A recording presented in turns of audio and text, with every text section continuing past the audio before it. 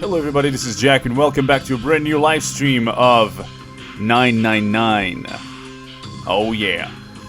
Keep in mind that this is a mature content stream, so make sure you are ready for some gruesome stuff and kind of a horror aspect of it, but overall it's not that bad. Don't think it's like too bad, but well, we'll go for it. You know what it is. If you saw the first stream, you know how bad it can be. So, I see Luigi Rocks today, Matija Gaming, Ocean Prince, I saw Rianoid earlier, and Ninja Cat. So, it's all fine and dandy. Let's see, did I miss someone? I don't think I missed anyone. So far, so good. I wanted to make something clear before we start the stream. I am going to play both the sequel and the third game of this series later on when I finish this one. And I'm probably going to play the Steam version that will come out next year of the second game. It's Virtue's Last Reward, I think it's called. So yeah, don't worry, I'm going to play those. Well, I think we might be ready to go in a few seconds. In a few minutes, maybe. Nice. Let's see if I can, You do well, Ninja Cat. Turn off the lights. Make it more, dark. I really like this one. The story is going really well. Random Fox, welcome to the stream. You're gonna have a nice warning now. This is the first time I'm gonna use this warning. So, yeah. I hope you guys keep those things in mind. I'll join the comments later. Bye. All right. No problem. It's fine. This is the kind of game that I want to play laid back. It's not really hyped up or anything. I hope to not have trouble reading today. I feel like I'm kind of sleepy. We'll see. We'll see how it goes. So this is a pre-stream, 5 minutes, mandatory. I'm gonna wait for people to join in, and when the clock hits 11 PM for me, which is in about 2 minutes, we're going to start.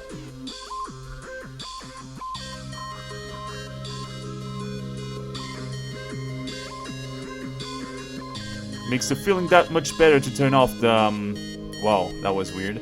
To turn off the lights, yeah. The sound of my mic, all of a sudden. Alright. Let's go, let's see.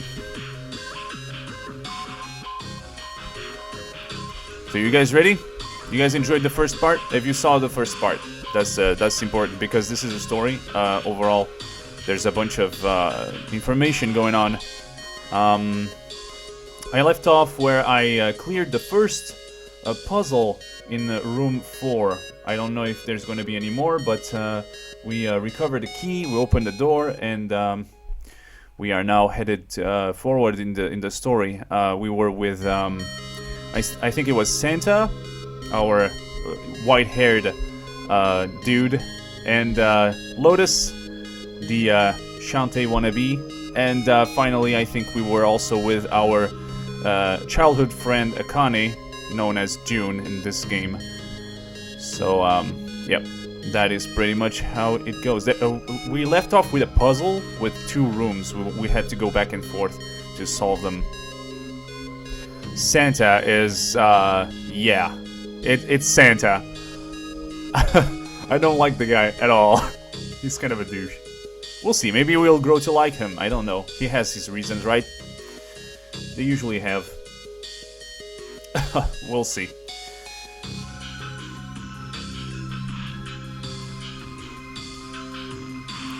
Alright.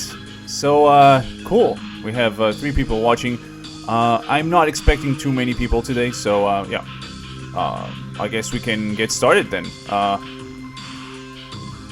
Let's go. Welcome to the Blue Jersey!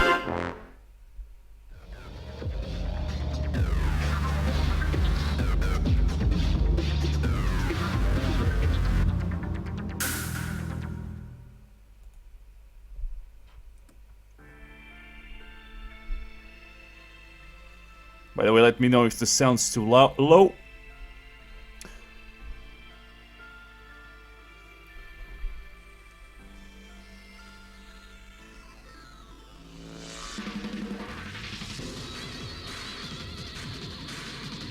Is it good for you guys?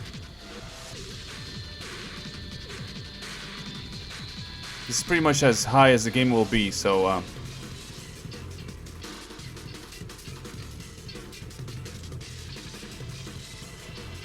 let me balance it out. I was trying to lower the sound of the game.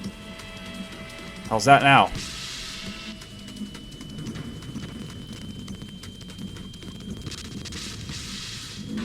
Yep, that's right. I hope you feel better soon, too.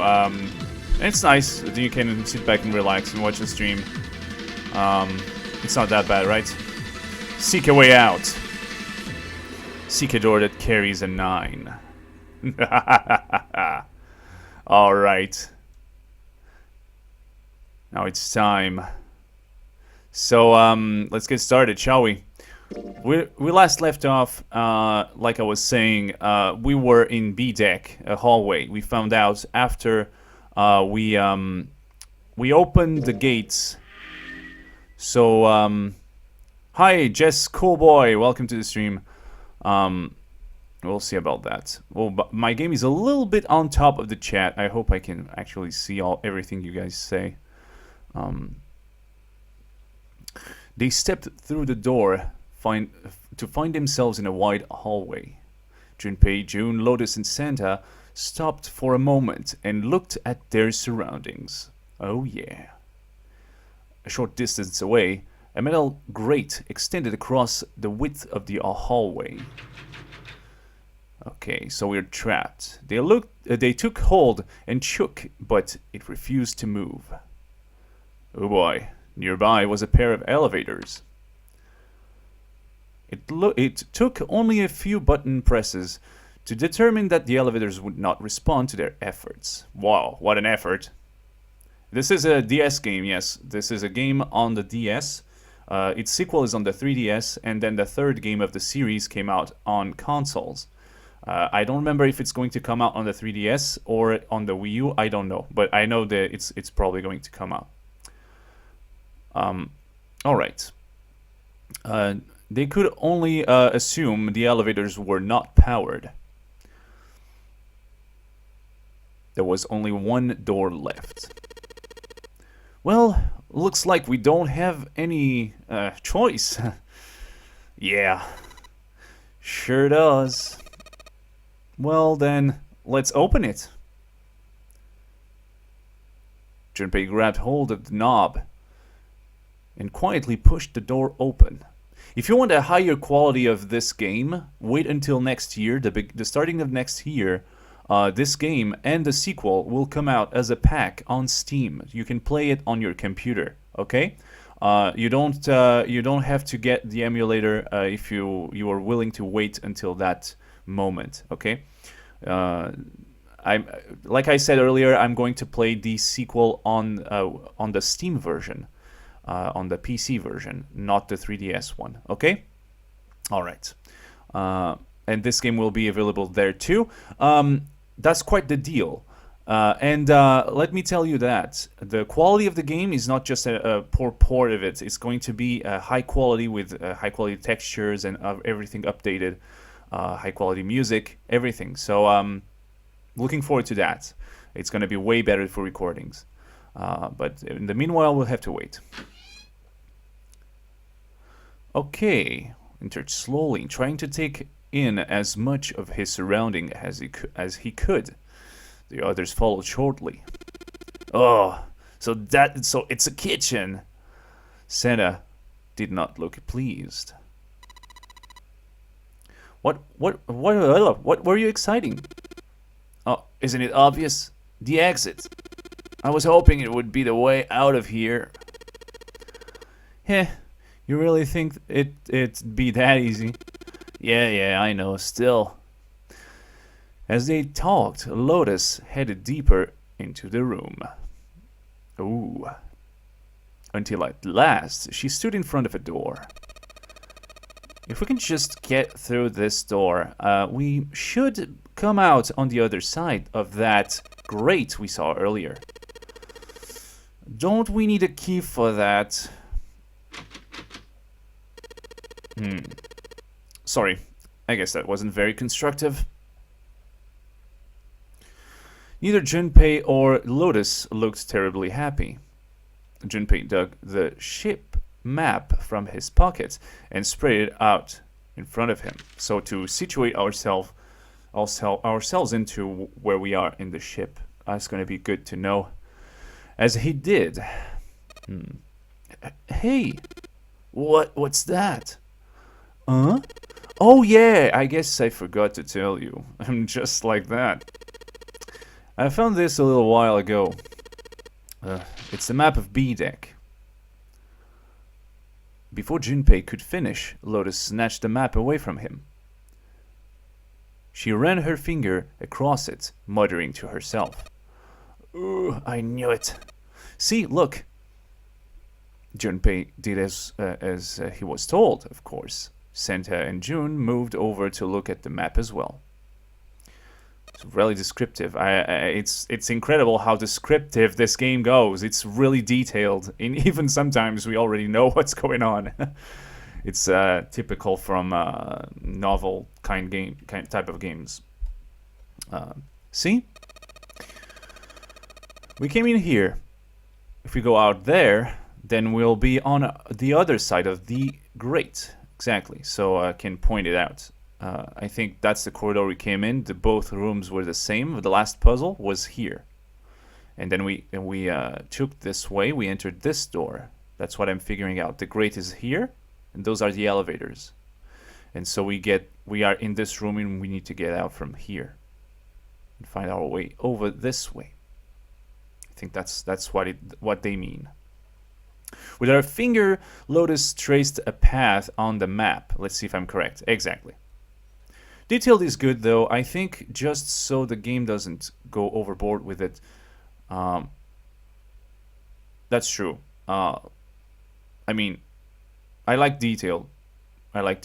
And at least it's text detailed. They don't have to show pictures of every single thing they're saying.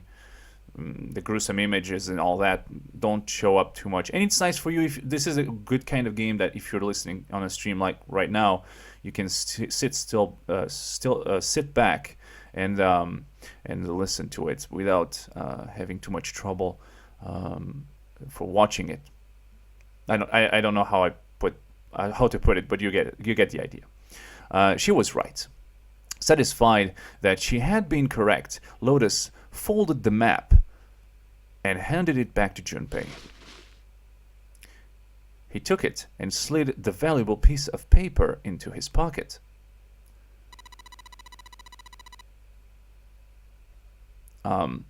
There's a card reader on the right side of the door. Then that means the key card is somewhere in here, right? That seems most likely. All right. We know what we need to do then. Let's get moving. First off, I say we split up and look for clues. Okay. So let's go. Seek a way out.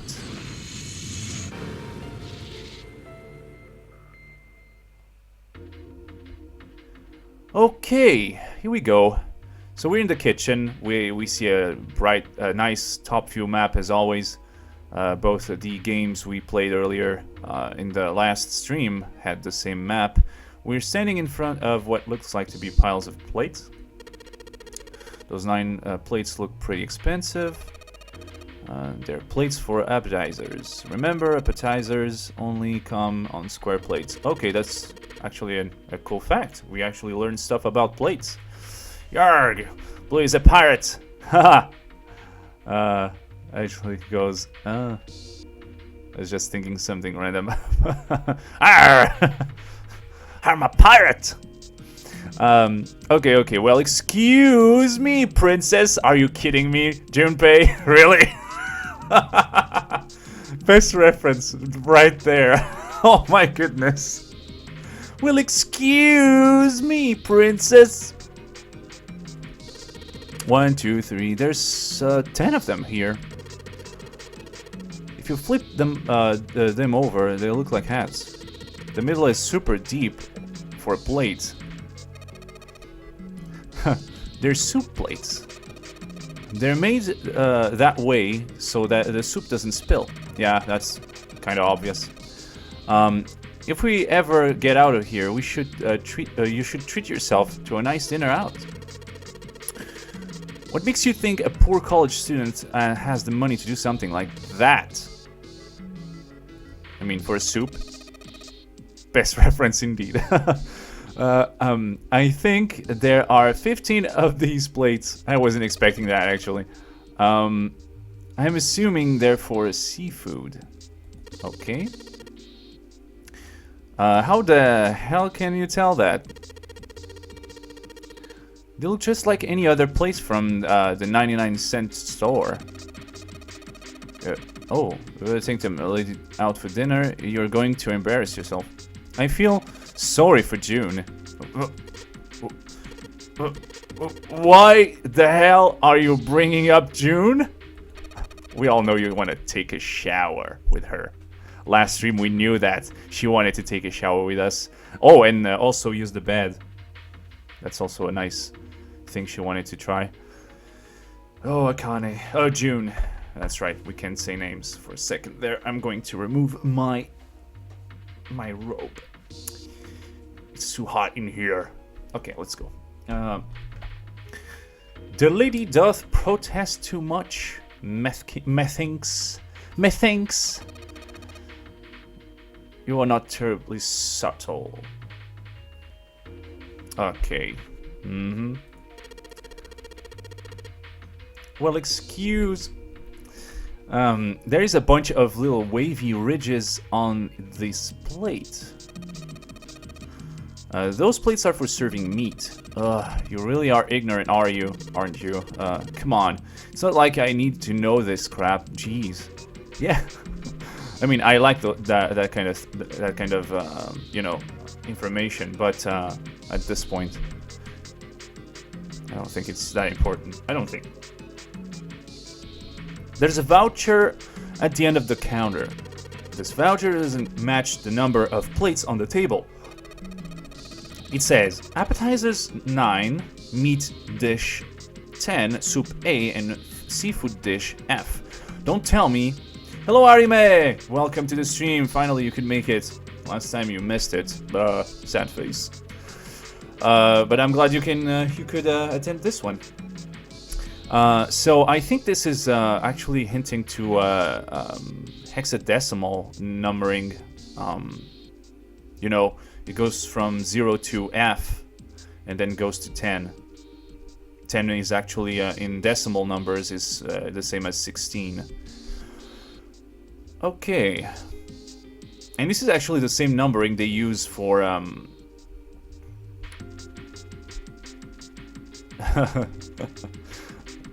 So yeah, they actually use that numbering when they when you use colors.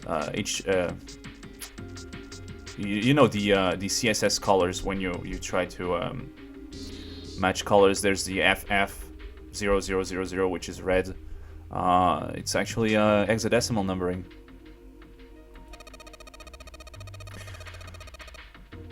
And the plates on the table are 9, 16 meat, see? So it was 10 meat, and soup it was A, I believe, and seafood was F. And yeah, that matches in that case. F is 15. True that, Clement. I mean Leonard. Hello, fellow viewers. Fantastic. Maybe they're using hexadecimal here. Exactly, that's the point. So I explained that. It's a number system that goes 9, 8, A, B, C, D, F, 10, 11. You're familiar with base 10, right? That's a normal system of numbers. The base 10 is equivalent for hexadecimal numbers. Would go like this. A is 10, B is 11, C is 12, D is 13, E is 14, F is 15, and finally 10 is 16. Cool. The 10 becomes 16 in base 10. So I guess it's understandable. If you don't understand that, I don't blame you, because when you're used to a base 10 system, working with hexadecimal takes some getting used to, or binary for that matter. Other base systems is become quite difficult to work with. Oh, banana! We still have the oh banana!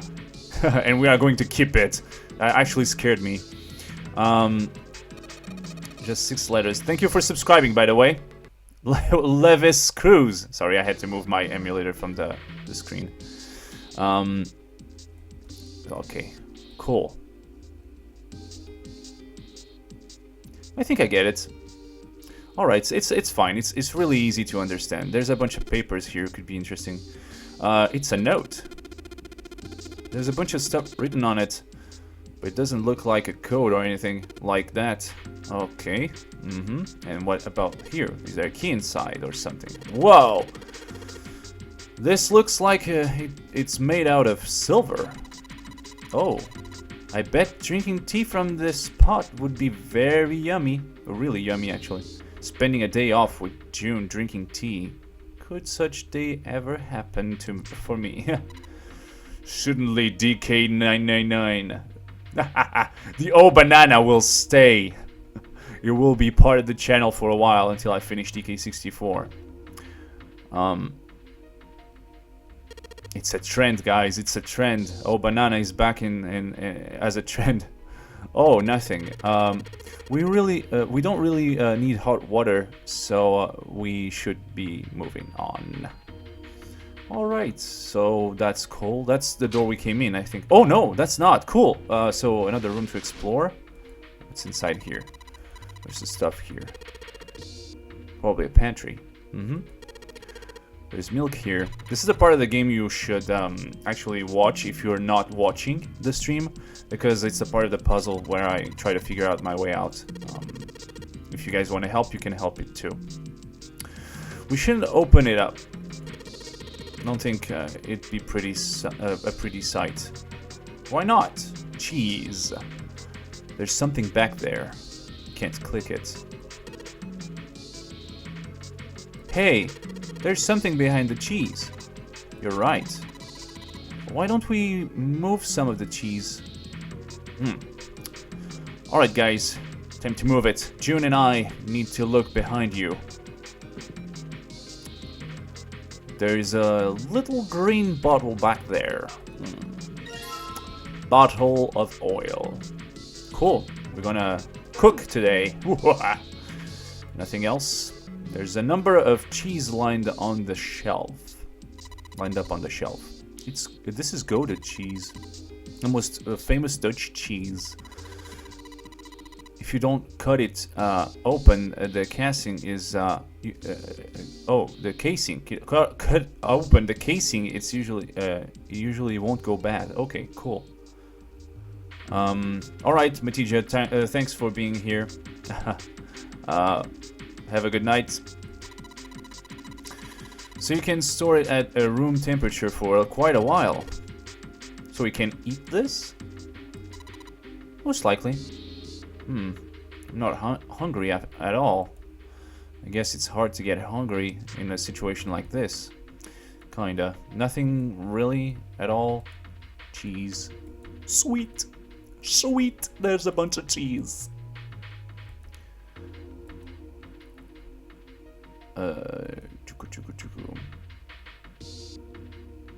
Mr. Clement.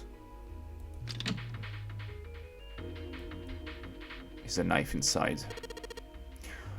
A rusty knife. I better not show this to Santa. He looks dangerous. Or Lotus, for that matter. Hey, Akane, we'll keep this a secret, okay? We take the knife and we kill both of them.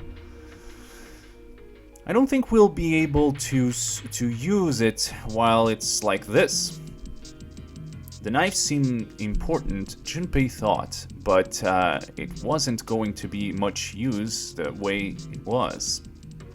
It's rusty. It's futile. Futile? You know, a waste, useless, pointless. Oh,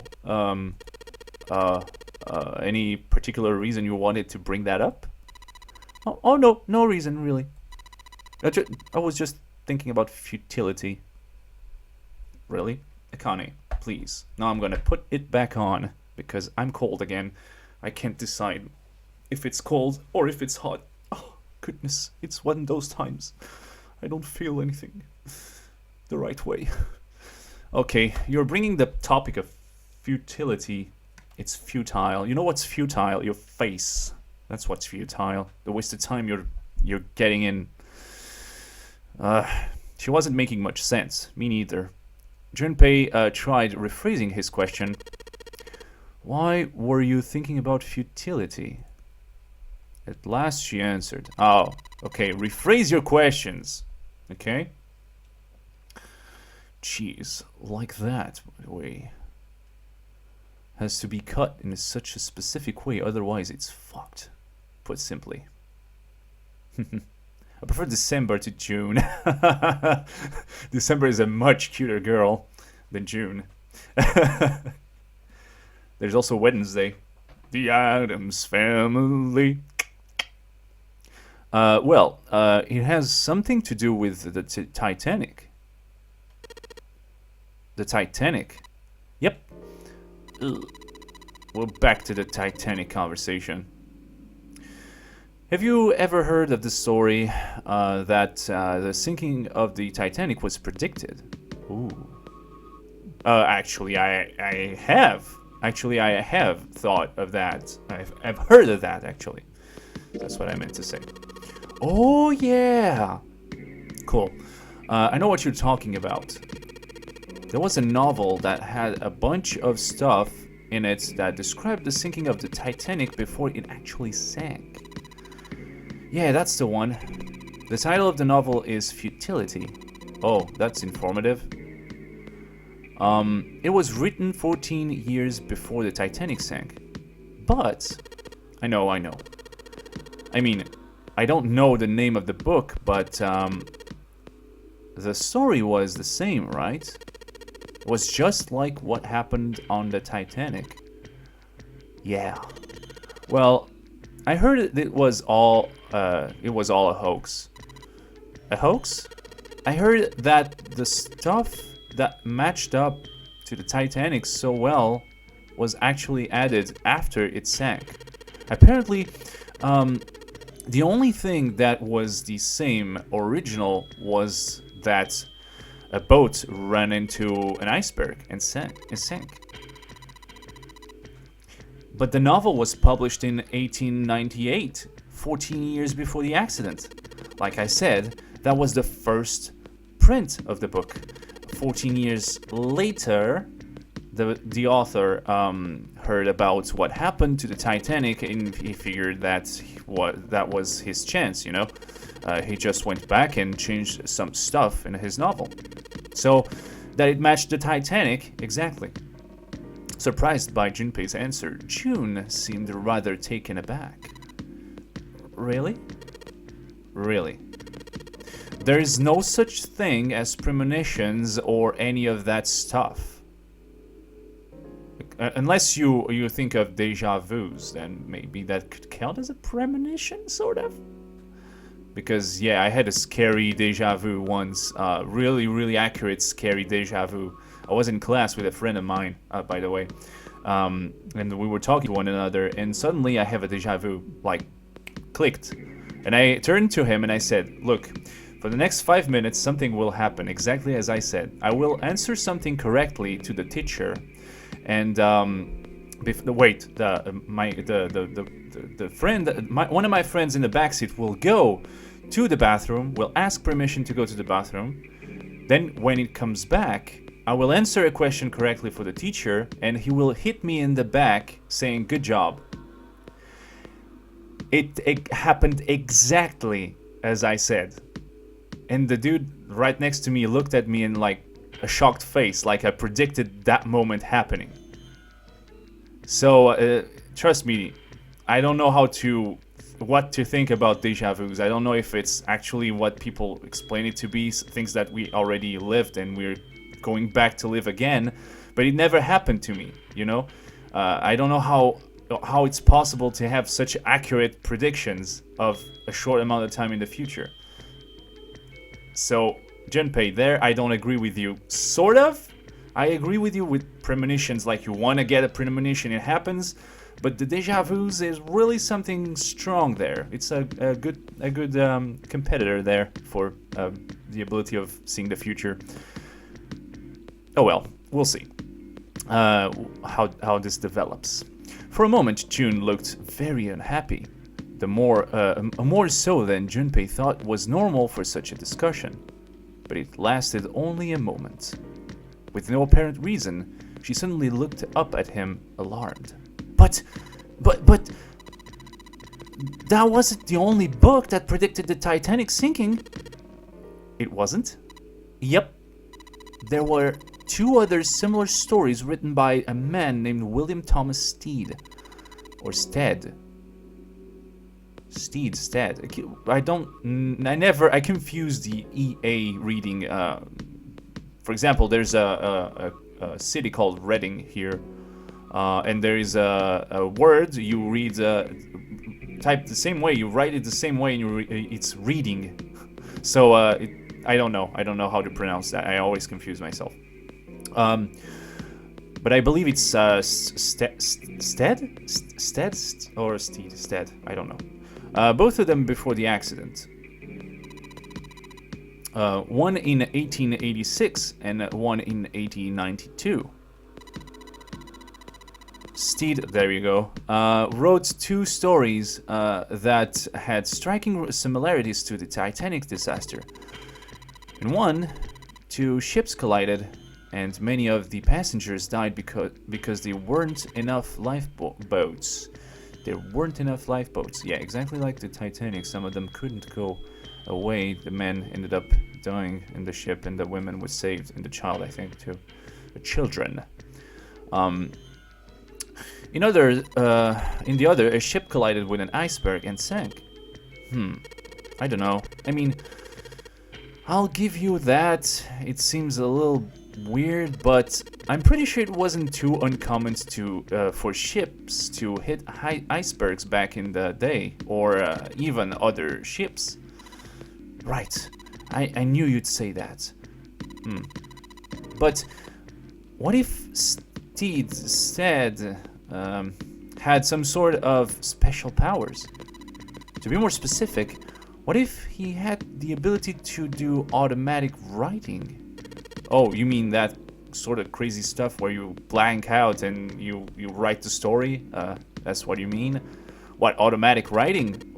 Wait, are you talking about that thing where someone says that they're possessed by a spirit and then they write a bunch of stuff without knowing what they're writing? Exactly what I said. Kind of, in other words. Yes. What do you mean, yes? That stuff's a load of bull. Okay, so let's say, hypothetically, that automatic writing isn't a total load. These guys still couldn't have predicted the sinking of the Titanic. When this Stead dude wrote the thing, nobody had died on the Titanic yet. So if automatic writing is about being possessed by spirits of dead people, who the hell possessed him so he could write that stuff?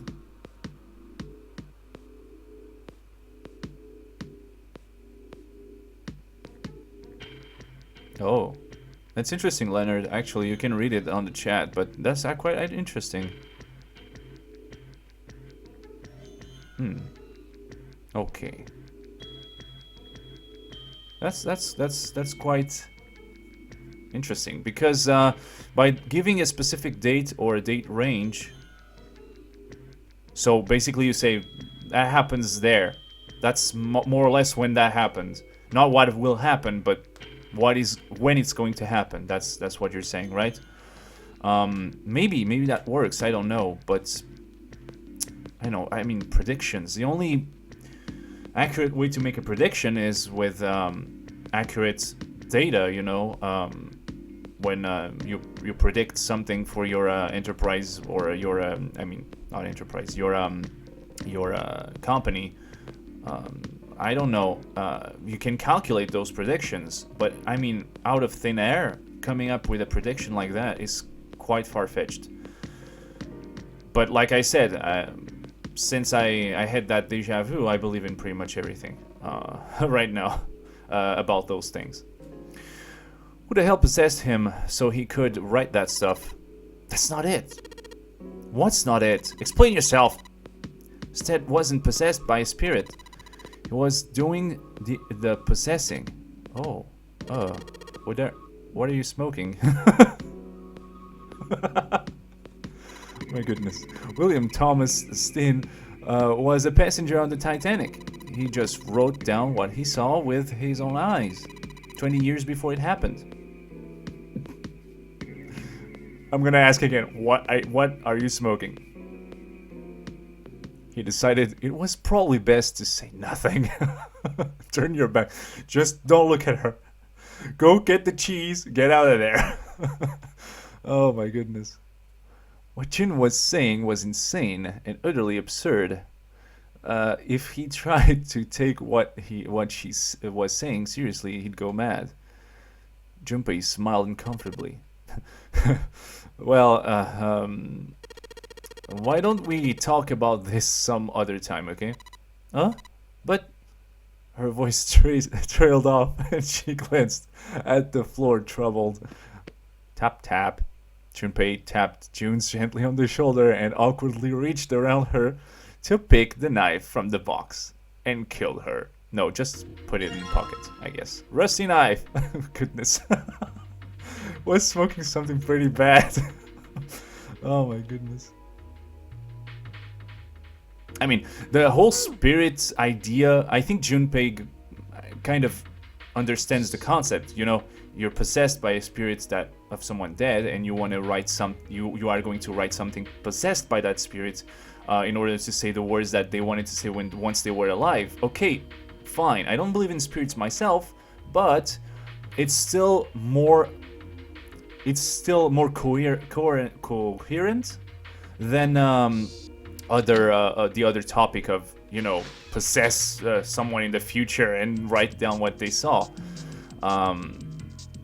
I don't know, maybe I'm seeing this wrong, but the game will explain itself in a few. I'm probably sure of that. Bunch of plates, a sink. It's still got water in it. There's a couple of plates in there, but I don't think they're gonna help us much. Yeah, what's that? It's like a note. Oh, whetstone. Oh, cool. It's used to polish not. Oh wait. Maybe I'll use the whetstone to sharpen the knife. Exactly. Cool. That worked. Oh wow. Being open, you have a zero control over. Ha! Get it? Zero control. Yeah. Over that what possesses you if it does. Yeah, that's the thing.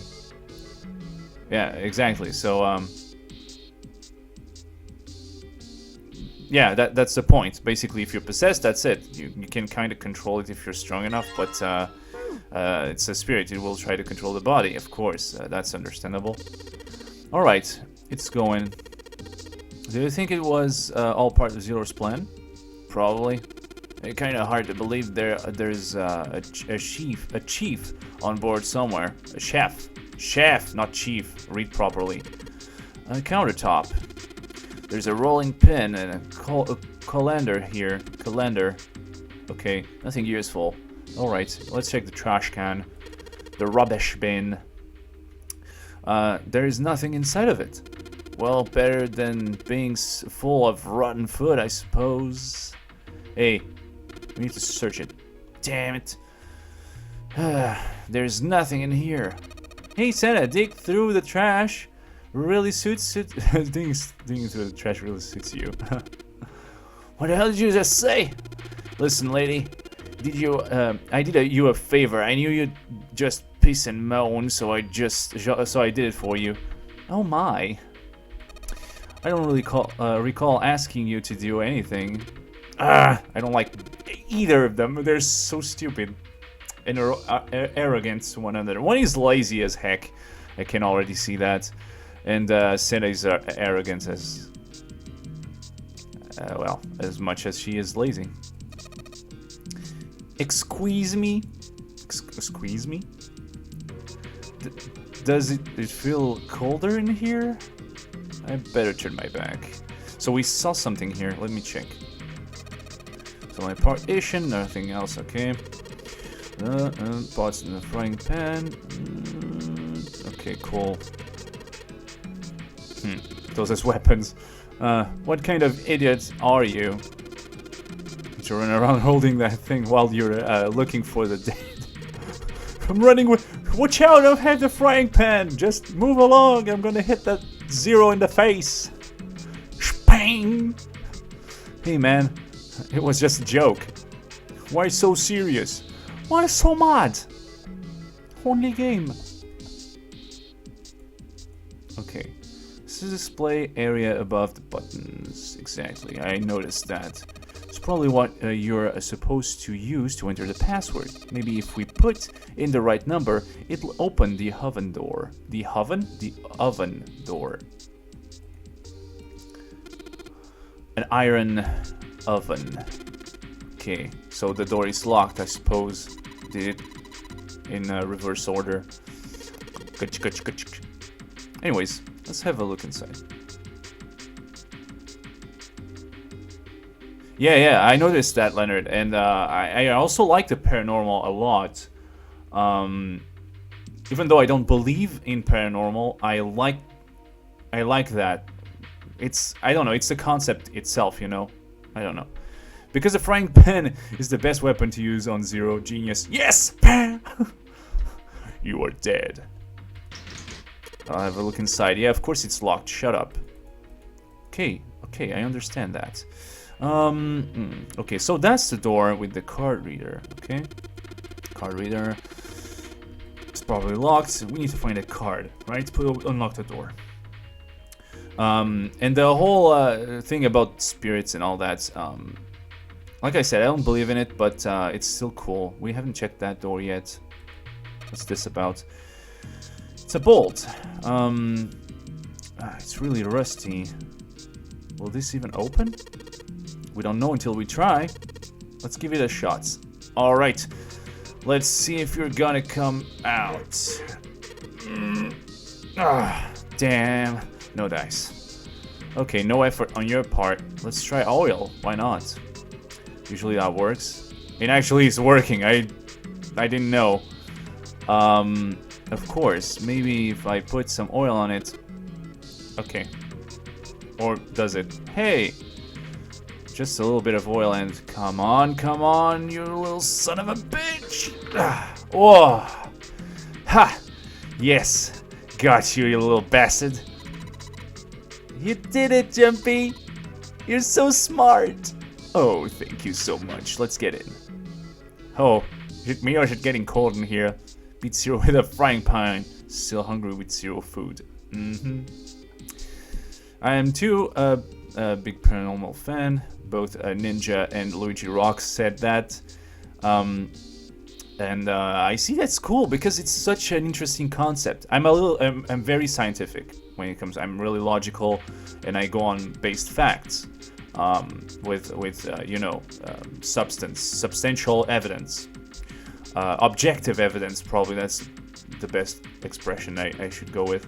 However, the concept of paranormal is still a mystery, and there's still a lot of things around it. And I don't believe in it, but I also won't say it's not real, because I don't really have proof to tell you otherwise. Maybe there are, but I myself, I like to let my mind be open about the subject. So because I like it so much, part of me wants it to be real, and the other kind of, doesn't really make sense to me. It's up to a certain point, So I'm in the between the two, but I really love the paranormal idea and all the science fiction concepts, overthinking stuff and time travel and all that. I don't believe in time travel at all. I'm against time travel's ideas. I don't think it's real at all. However, I like when they mess around with those ideas and try to figure out what would some of the paradoxes of time travel, and all those kinds of concepts. It's incredible. There's a lot there, not only with spirits but everything. Spirits, time travel, espers and witches and wizards. Sorry, but just kidding. But of course, I like all those concepts a lot, and I like to talk about them. As Junpei walked into the room, a blast of cold air washed over him. Almost instinctively, he folded his arms, tied across his chest, doing what he could do to conserve body heat. It's cold in here. What is this place? Are you blind? It's a freezer. Santa's teeth already begun to shatter. Hardly surprising. The freezer was far too cold for someone dressed as he was. He's almost naked. Not quite, but yeah. I believe you. Junpei is quite well. His clothes are quite heavy. I think he will. Oh, Lotus. Yeah, Lotus will have a harsh time with the cold there. Lotus, however, was even in an even worse situation. Yeah. Oh, no way. Well, this is way too cold for me. I'll freeze solid in seconds. Sorry, but I'm afraid I'll have to pass on this one.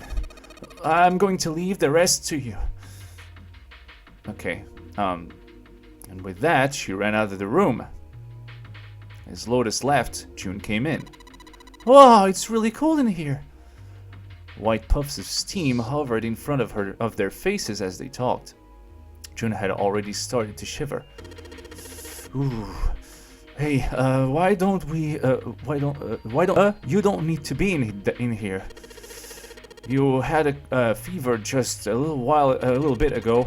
You should stay outside. Ooh, we got this. No, it's fine. My fever is gone now. But Junpei had scarcely opened his mouth. Oh, no. When the thunderous sound of metal upon metal rang out from behind them. Sorry.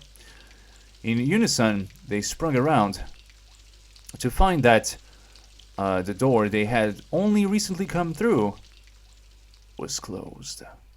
Oh, I predicted that. Exclamation point! Exclamation point! Junpei rushed to the door. Desperately, he grabbed hold of the doorknob. Wait. Paranormal is always a very fuzzy topic. Yeah, that's what I was trying to say. It's understandable that there are so many people who don't believe in something like that, since there is still a lot of mystery around it. Yeah, that's the thing. Oh well. It's probably a topic for the end of the stream, right? Could be a good topic to talk about, the paranormal. That would be fitting. Taberi, welcome to the stream. Desperate. Okay, I read that. Ow! It was cold beyond cold. Merely touching it was painful. Cold metal really actually burns. Really frozen stuff start to burn your skin. Not really the same like as burning, fire burning, but ice burning is incredibly painful. The doorknob had been frozen solid. They quickly deduced that the pipe next to the door had ruptured. Yep, I can see something happening there, kind of far away, but well. Water released by the rupture had hit the door and frozen instantly. Santa shoved Junpei aside and pounded against the door. You, Lotus! Hey, Lotus! You're out there, right? Open the door! It is actually painful. They say that if you touch ice, like really low temperature stuff, you might even rupture your skin. You know, you might lose a little bit of skin on your fingers if you touch, like, hold a piece of really low temperature ice. She wasted no time responding. What do you want? What's going on? The door won't open. Try opening it from that side, please. Fine. If you say so. Hold on. Soon, you could hear Lotus on the other side of the door.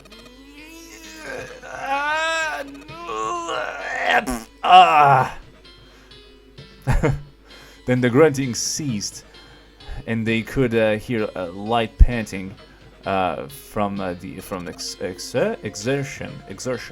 Okay. It's no use. You won't budge. You got more people in there. You'll figure it out. ... God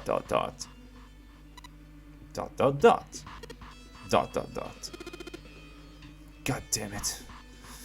Santa was shaking like a newborn deer. June was hugging herself and was shivering violently. Even Junpei, with the heaviest clothes of all of them, was clearly feeling the cold. With heavy breath, they took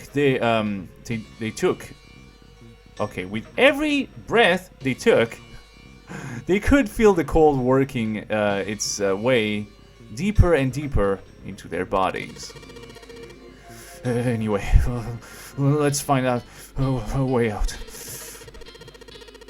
Oh, if we don't get moving, we're gonna be permanent residents.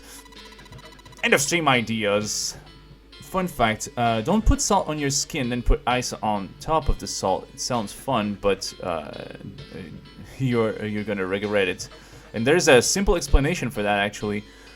Salt weakens the skin, makes it... did you know that if you try to put salt under your tongue, after a while it starts to hurt, because the skin kind of deteriorates, it gets weak because of the salt. It will kill your cells, your skin cells, making it quite softer and more sensitive. And because of that, when you try to put ice, that soft skin won't be able to resist the cold as much, and it will burn more easily. That's a fact. And you know what? How you can tell that salt was actually used for abortions. Salt solutions are used for abortions, which is I don't know if they changed that, if they have another solution now, but I think it's based on that. It's salt. So yeah, as you can see, salt is a killer. Yeah, okay. Two heads are better than none. I'm sure we'll figure something out. Yeah, you're right. Let's take a look around this room, okay? Wacky facts, Jack. Whoa, yeah, I know. Right, it's cold. Okay, they pushed in close to one another and began to search. All right, let's go. Let's not waste any more time. I see something here. This thing is frozen solid. It's actually a thing. Is this pork? Seems like it. There's something in. Looks like a tag or something. This is a perfect weapon to throw at Zero's face when you find him. Can I cut this? Yeah, figured. It's too hard. It's too hard to cut. Everything's frozen in here. It doesn't look like there's anything else interesting. What's that over there? Nothing? Inside of here. There's this. Dry ice. Dry ice. Don't touch it. Dry ice can burn your skin. So cold. Yeah, that's... There you go.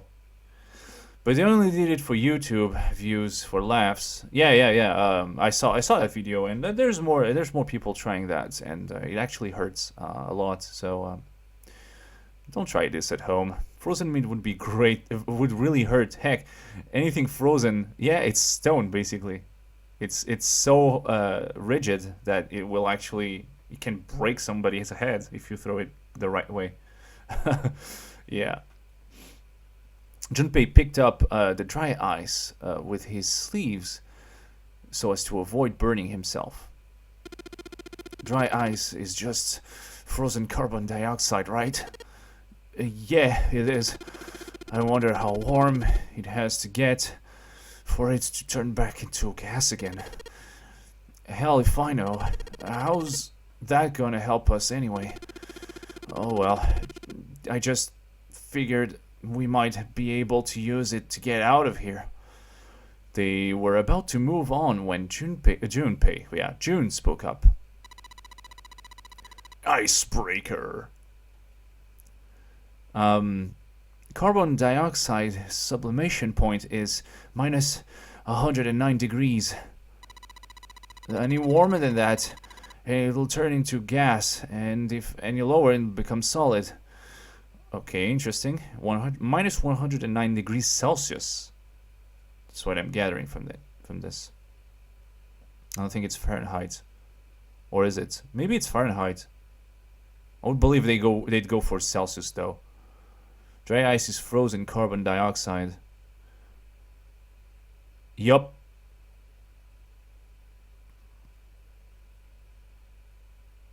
Yep. And you have to really be careful with that. You can't hold it in your hands. It's dang cold. Junpei looked at her dumbfounded. How do you know that? Teehee. Despite my looks, I'm the clean, bleh, bleh. I'm the queen of random knowledge. Something bad to mess up. Looks bad to mess up when you're showing off. I'll go mouth. Oh, you're so cold. Your mouth is going numb? Yep. Why?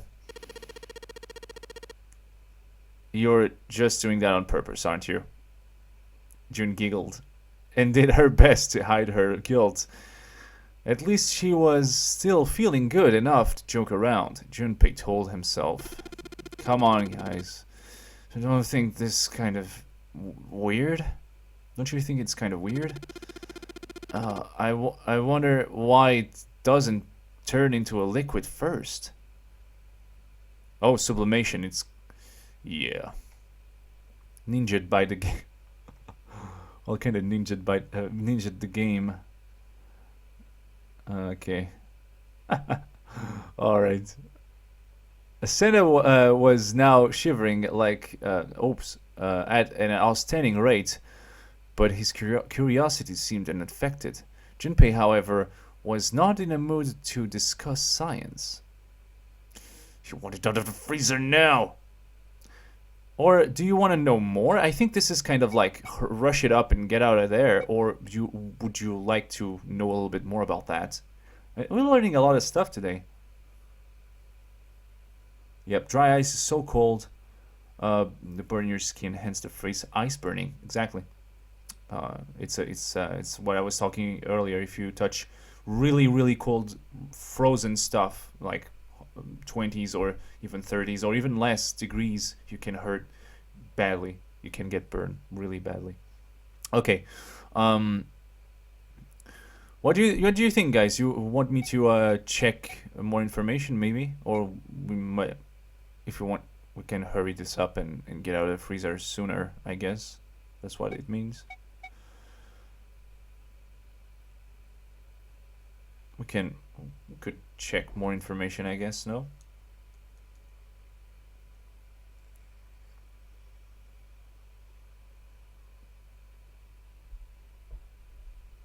Let's see. I think I'm gonna go with it struck Junpei as rather odd. I'm kind of interested in knowing. People are saying, oh, okay, Luigi Rocks is starting to say, let's get out of the freezer now. I would choose that. Yeah, let's get out of the freezer now. Actually, let's just.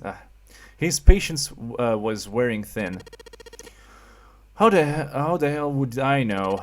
And how the hell is that gonna help us get out of here? We don't have time for this crap. Actually, Junpei stopped mid-sentence, surprised by Jun's interjection. Under enough pressure, carbon dioxide will turn into a liquid. Oh, okay, it's pressure-based. Okay, that makes sense. Because atmospheric pressure is not strong enough to hold. Okay, whatever. This isn't really a good time for a chat about science. But I was wondering the same thing. Wondering what? Wondering why carbon dioxide doesn't turn into a liquid unless under pressure. Right. It just seems weird. Water is a liquid between 32 degrees and 212 degrees Fahrenheit. Okay, I see. Because Celsius is based on water. Freezing point 0 is ice to water, and 100 is water to steam. So yeah, the scale is based on the water, on the water's reaction to temperature. So why isn't that the case for carbon dioxide? H2O and CO2 are pretty similar. Not quite. No, they're not. Hydrogen is really light and is really unstable. Hydrogen itself.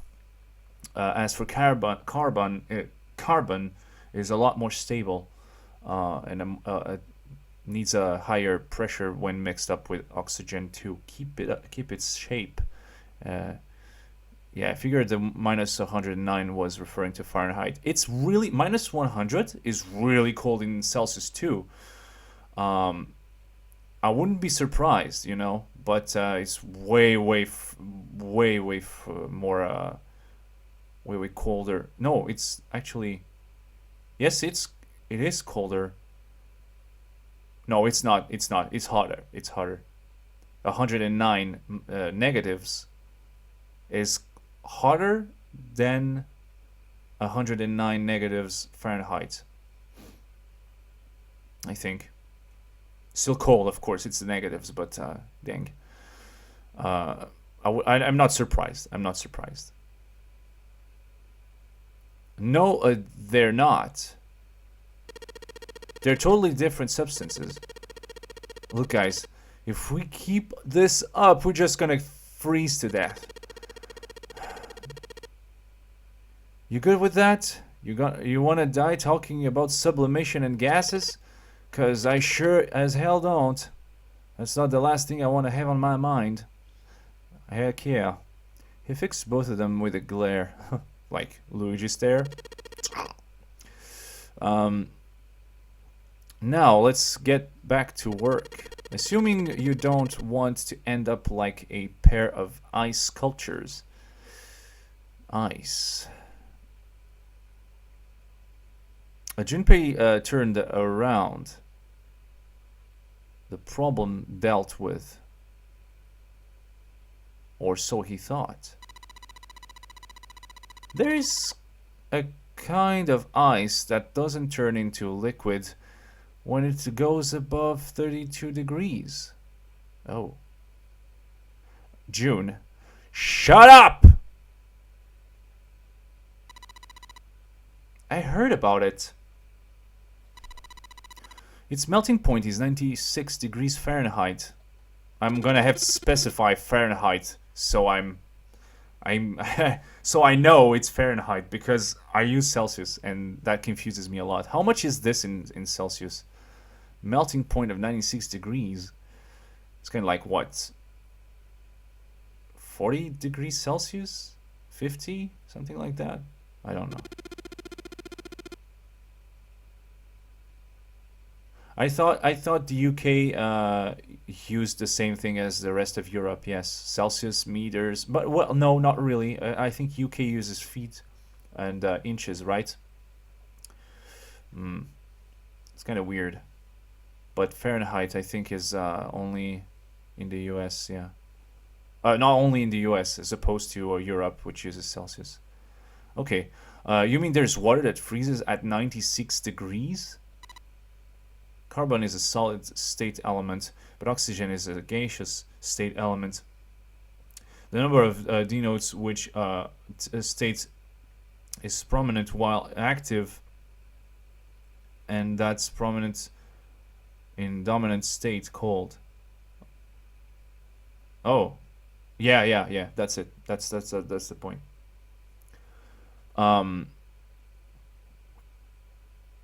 Yeah. Well. You could also look, and it's all of those facts, solid states, and by the way, oxygen being gaseous is based on Earth, room temperature, and pressure. Okay, normal conditions of pressures and temperatures. That depends on which planet you are. Depends on the pressure. If the pressure is high enough, you can see liquid oxygen. You can see a bunch of those that pop up. You don't need to be in a cold climate. You don't need a negative whatchamacallit. You don't need negative temperatures to get liquids out of oxygen or something like that. Or carbon dioxide would be liquid or even solid under the right circumstances of pressure, not only temperature but also pressure. So it's quite interesting. But we're talking about that, and they're trying to escape without talking about anything. So yeah. Here's Fox. Hello, Fox. Welcome to the stream. Yeah, well, you could also look at it as ice that won't melt until it's 96 degrees. Water that freezes at 96 degrees. Ice that won't melt until 96 degrees. That's interesting. It doesn't matter. I want to learn more about that, actually. Pressure, actually, I think pressure is actually even more of a factor than the temperature itself. But I might be wrong, though. But for what I've noticed, pressure is much more is a much more accurate factor than the temperature itself, and instantaneous.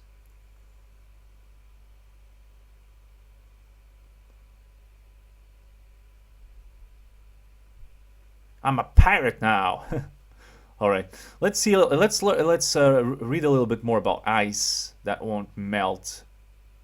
Okay, at room temperature. I guess it's room temperature, right? Now that was difficult to ignore. Junpei had to ask. So what's with this ice with a melting point of 96 degree called? I heard it's called Ice 9. Oh, there you go, another 9. Ice 9. Originally, Ice 9 was a made-up substance invented by a science fiction author. But recently, scientists have discovered that such substance actually exists. Wait, hold up. So, is this thing called Ice 9? Or is it water? Like I said, if the ice is over 96 degrees, it'll be a liquid. If it's under that, it'll solidify. So you could think of it as a polymorph of H2O. Here, think of it like diamond and graphite. Oh, it's a rearranged... Oh, okay. They're both made of carbon, right? So, yeah, graphite is really delicate, soft, and you can use it. It's breakable, highly detachable, which allows you to write on a piece of paper, while diamond is nothing like graphite, but it's exactly the same structure, the same component, but in a different structure. Really interesting.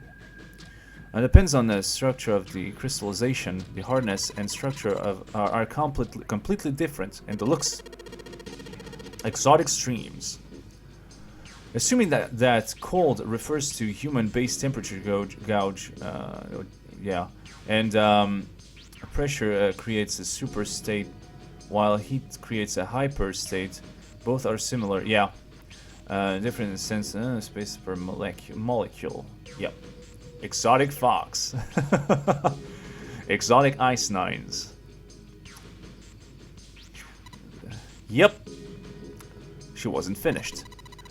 Have you heard of the story about the crystallization of glycerin? For 150 years after the discovery of glycerin, people cooled it, warmed it, and did all sorts of things to it. But whatever they did, it never crystallized. However, one day in 1920, it froze. Some glycerin was en route to England by ship, was discovered to have crystallized during the trip. Naturally, scientists worldwide wanted to research this new crystallized form of glycerin and began to ask for samples of the seed. A seed is, of course, a sample of the original crystallized substance, the source, where it began. Exotic ice nine. With the seed crystal, further crystallization of glycerin would be a simpler matter. But why do they care? Well, it's discovery, right? We're curious creatures, we need to know. However, something very strange happened. Not only did the glycerin encouraged by seed crystals begin to crystallize nearby samples as well, it didn't end here. After a day, all glycerin in the world began to crystallize naturally when cooled to less than 64 degrees. Wow. Really? That's a weird fact, that when one thing in the world does something, and all of a sudden everything else in the whole entire world that is exactly the same structure as that changes to adapt. Weird, huh?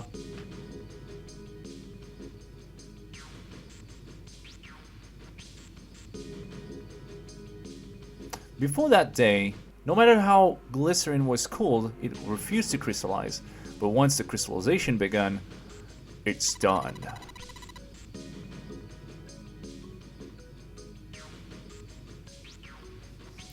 The psychic Leonard Clemens. Oh my goodness. It was almost like, how do I put it? It was almost like all the glycerin in the world was communicating. Far-fetched again. Communicating in some way that we can't sense. Junpei put his hand on his face palm. Jun, shut up.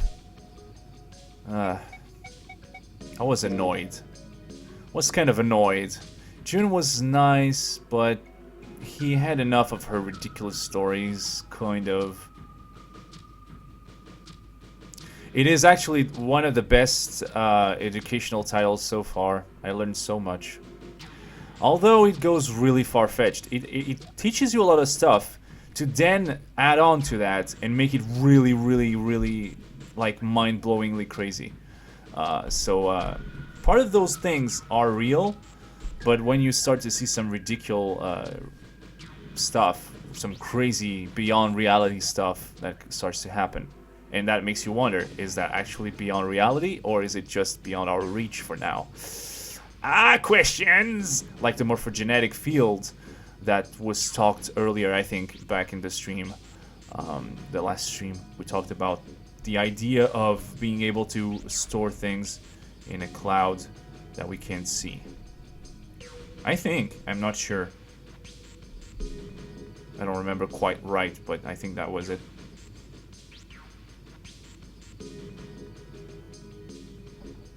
So all of a sudden, the substance began to crystallize without seed crystal. That seems unlikely. No, impossible. Exotic memes. It should make me scared, but fear is a dangerous thing if I'm a psychic. Ooh, scary.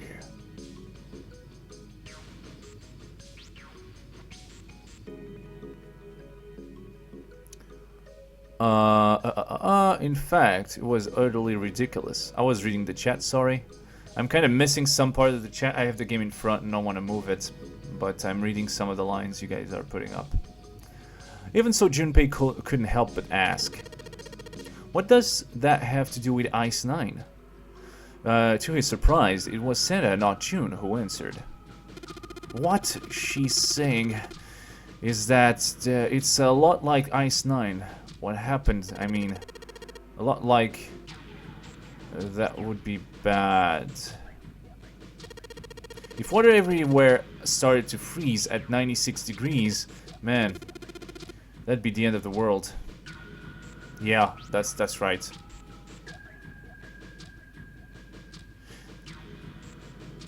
I don't fear power, Leonard. Do you fear death, Jack Sparrow? I'm not Jack Sparrow. But I'd like some rum.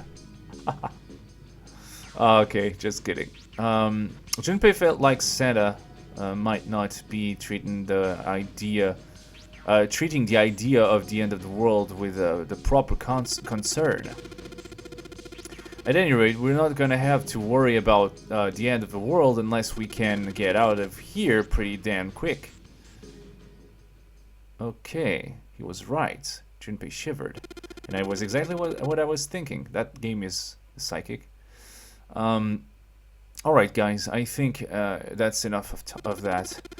I didn't think we'd get quite this far off topic. I mean, I know I'm kinda at fault here, but we can't be screwing around anymore. Seriously. Yeah, I might go to I might go by the name of Santa right now, but I didn't grow in Iceland. Jesus Christ. I freaking hate the cold. I actually like cold. Off-topic moment coming. If anyone gets the character reference in the comments, enjoy a cookie. Really? So let's get cracking. All right. Okay. We gotta find a way out of here. Finally. Senna stomped off, clearly doing his best to pretend the cold wasn't affecting him. Selfish, isn't he? Thought Junpei to himself. Senna still Senna was right. And it was a high time they got back to their search. The story of Ice 9 had him interested, but there'd be time to think about that once they got out of the freezer. Hola, Mato! Or matey? I read that Mato. Why did I read that Mato? It's matey. Hello, Luigi. Welcome to the stream. What's up, Luigi? Says Luigi rocks to Luigi. Hee hee. It's a bunch of Luigis, I tell you. Bunch of Luigis! Ah. Alright. Junpei looked at June and nodded and resumed his search of the room. Did we, find everything? Actually, let's see. Cool. Rope. Rope. Yeah, I think. Okay.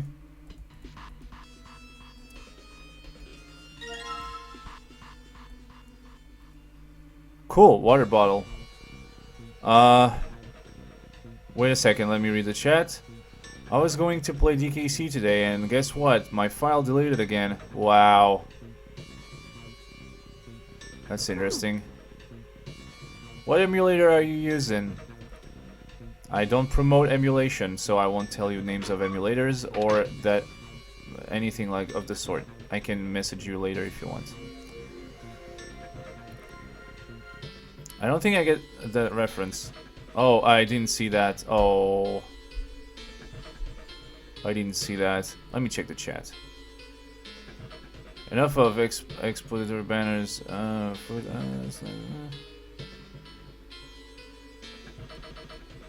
Sorry. No, I don't get the reference either. Maybe I'm dumb. Or are we supposed to not get the reference because it's obscure? Sometimes it happens. No good. Can't hit it hard enough to break it. Maybe it just needs more of a shock, you know? More of a shock. So, there's water dripping from this pipe.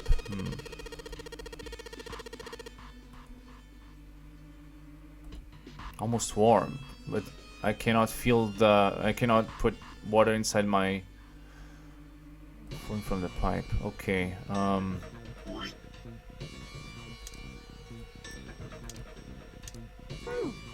gonna try something.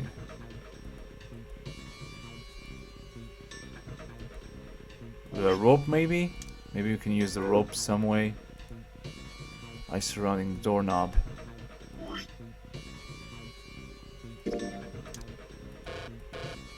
No. Okay, interesting. Oh.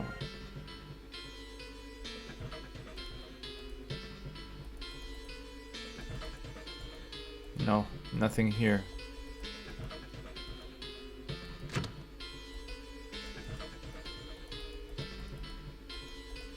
Oh, frozen chicken. Why do I have so many pieces of frozen meat? Why is it? I don't want to eat. I told you. I can use that to hammer this away. Nice surrounding doorknob. Yeah, okay, I know that. No luck. It's too hard. I can break it. Okay. This game reminds me of Saw. This game reminds me of the number 9. Final Fantasy. Oh, I haven't played Final Fantasy V. Dang it. But I like Final Fantasy. I really wanted to try all of them, so I started with Final Fantasy 1, but I never finished it. I don't know what to do. Can I combine meat and make a meat boy? Super meat boy. Cut this. No. Looks like a hammer from this icon, but not like that. It is really hard. It's frozen stiff. Hey, June. Can you say that again? Huh? Say it again. It's really hard? Again. It's really hard? Thanks. Something wrong, Junpei? Your face is bright red. Nothing. I'm fine. Exotic jokes.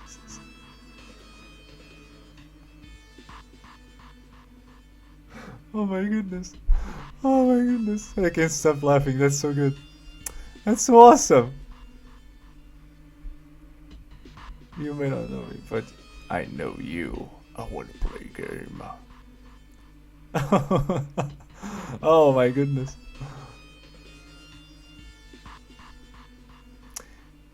If it's that hard, can you probably use it as a hammer?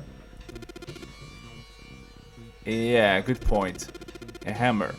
You can break something. The window! But I tried that.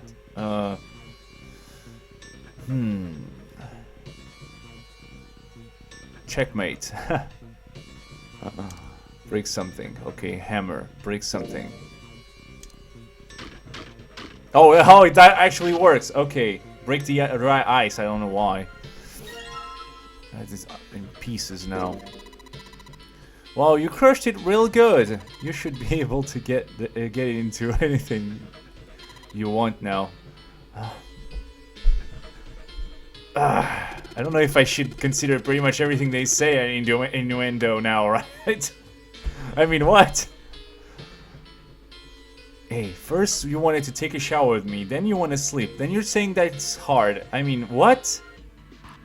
It's leading up to something, and I don't know what it is. Blue, can you help me here?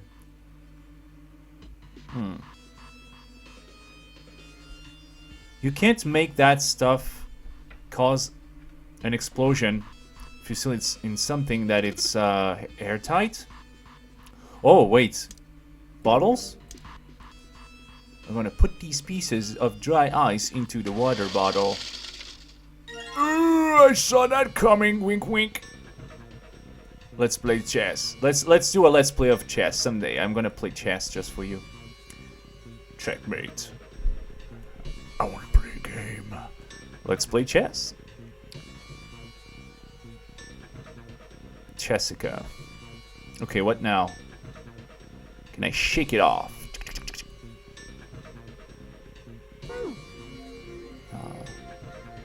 Guys surrounding the door knob. Hey, Junpei, didn't you find some dry ice earlier? Yeah.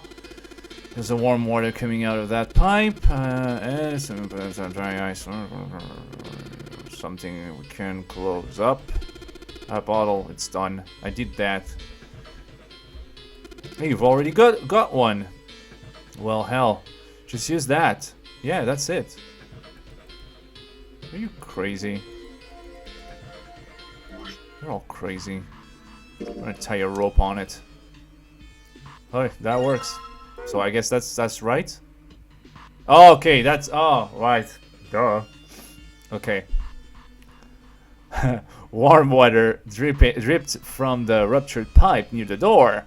Junpei pulled out the water bottle filled with dry ice. Let a good amount of water fall in and then quickly sealed it up tight. The makeshift bomb complete, he tied it up to the doorknob and as quickly as he could manage in the cold, and it blew up in his face. No. Alright. Set. So, what do we do now? We just need to give it a little, tap. The bottle's already about to pop. We just throw a rock or something at it, and it will go off on its own. Small rock. Small rock. Junpei looked down at the floor and saw the chicken. Oh no, it's the scattered across. It's crystals. We're rich! Christmas music is shit nowadays. So too true. I don't like Christmas music. Even though I like the Christmas season and stuff, I think they overdo it a lot. And the music is not that great. Scattered across it were pieces of dry ice, left over from the larger chunks he'd crushed earlier. Good. Can use this to hit Saw 3. It is actually disgusting. The rings in the skin. Yeah, I'm not really. I used to watch all the movies of Saw, but I didn't like them. I can't watch them again. I'm not too happy with what they turn out to be. But this one I'm enjoying. This is not really the same thing. Close to, but the concept is way different from what I'm seeing. Well, we'll see. We'll see how good it is in comparison. Alright, it's ought to do the trick. He pulled up the sleeve He pulled his sleeve down, actually, over his hand to keep from getting burned, and grabbed the chunk of dry ice. It was pretty good. It was a pretty good size, about as big as a pool ball. Well, wow. I figured it would be just about the right size. Alright, guys, stand back. Actually, we probably hide somewhere. You should probably hide somewhere. Both Santa and June looked at him with a new concern. Where exactly do you expect us to hide, genius? There isn't really anywhere big enough. Oh, but we have a trapdoor. Is that big enough? Yeah, there is. Look, right there. We can hide in there. Junpei pulled open the door to the small cellar. That's it. Yeah, that should be big enough, right? I actually saw all of them. My video just got falsely copyrighted. Fight it back. If it's falsely copyrighted, you have the right to fight it back. Come on. Get inside, quick. Senna and June nodded and jumped down into the hole. But make sure, by the way, make sure it is falsely copyrighted, okay? Make sure it is a false copyright. Because if it's not, you can get into trouble. We don't want that. Yeah, Junpei quickly followed. In his hands, he could feel the chill of the frozen carbon dioxide even through his sleeves. Okay. He tightened his grip to aim and prepared to throw. Alright, here it goes. 3, 4, 5. You're counting the wrong way! Oops. That's a really sad excuse of a joke, man. Sorry, dude. Alright, it's time. For real this time. You guys ready? Yes. Whenever you're ready. Just throw the damn thing! Alright, here we go. 3, 2, 1. Whoop! Close the door, close the door! Junpei threw the chunk of dry ice as hard as he could. With the same motion, he ducked down into the cellar with Senna and June as... Kaboom. ...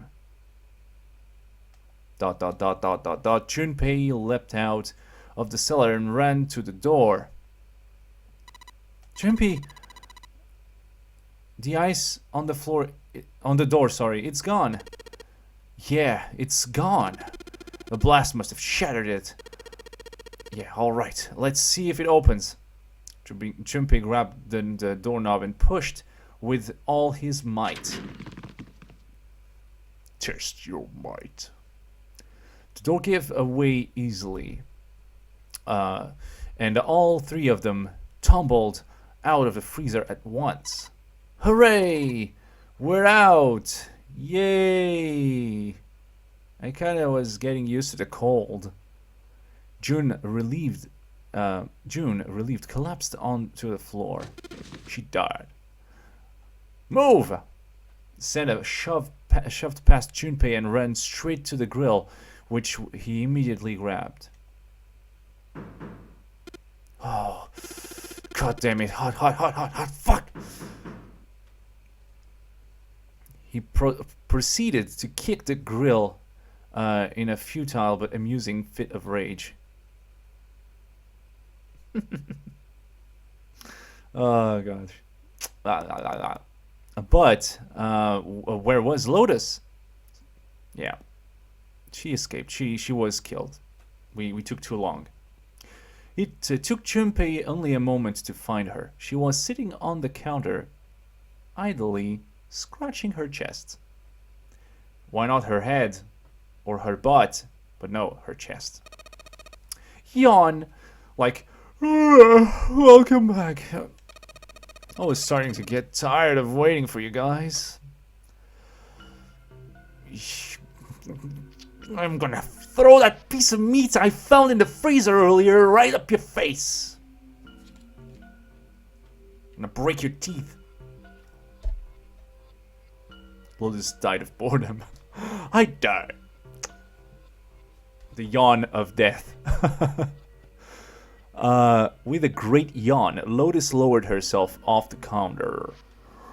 Junpei clenched his teeth and walked towards her.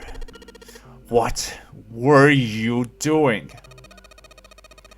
What do you mean, what was I doing? I was waiting. We were gonna die. Oh yeah?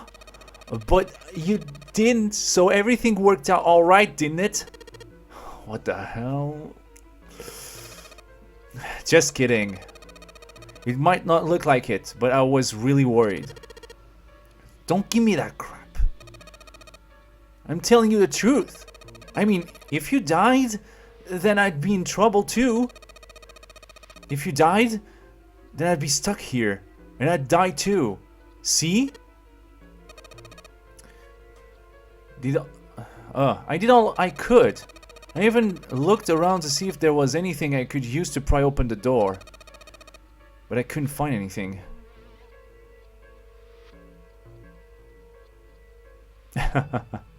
Nobody's paying attention at all. So all I could do was wait. I mean, what else did you want me to do? Call the cops? It was true that there wasn't much she could have done, but something about her tone... Junpei gritted his teeth. Fine. But there's one thing I have to ask you. What is that? You didn't close the door, did you? What? You think I closed the door on you? Why would I do something like that? It closed on its own. I told you before, if you die, then I die too. Okay. Look, this is... I'm suspecting more and more of you, Lotus, right now. I'm not 100% sure, and if you're telling the truth, it's fine. But seriously?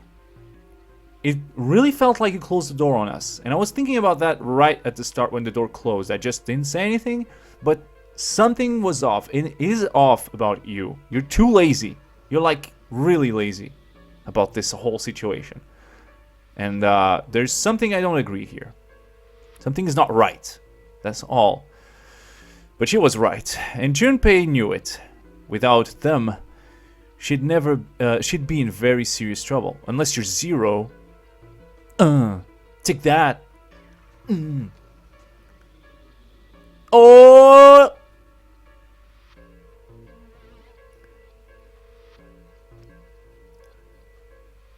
Fatality. It seems that an accident was the only explanation for the door's closure.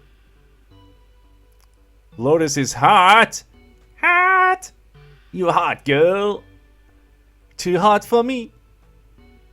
Get some clothes on, please. That's why you couldn't go into the freezer, pretty sure. If you would have gone in the freezer with us, you most likely would have not, like... We wouldn't have this conversation, for starters. So you wouldn't be, like, hypothetical, you know, Zero. But oh well. If Lotus had really wanted to kill them, all she would have had to do was bar the door from the outside. Yeah, really. And she hadn't. Well, she hadn't done anything. That's the point. Yeah, no, she's not wearing pants. She's wearing, I think, something else. But she's covered down there. Yeah. It's pants, right? I'm not sure. You can't see anything, so. She's kind of dressed like a dancer, you know. I was saying earlier that she was kind of like Shantae wannabe. Kind of, you know, lighter dress. But oh well. Exotic dresses. Exotic clothes. She hasn't, and she hasn't. Yeah, okay. Yeah, she hasn't done anything. All right, we read that. The most she was guilty of was laziness or negligence, not attempted murder. Are you sure about that? Junpei swallowed his anger. Okay, let's swallow the anger. It's hard to swallow that. It's too much. and did his best to apologize. Alright. Well, I'm sorry I doubted you. Huh.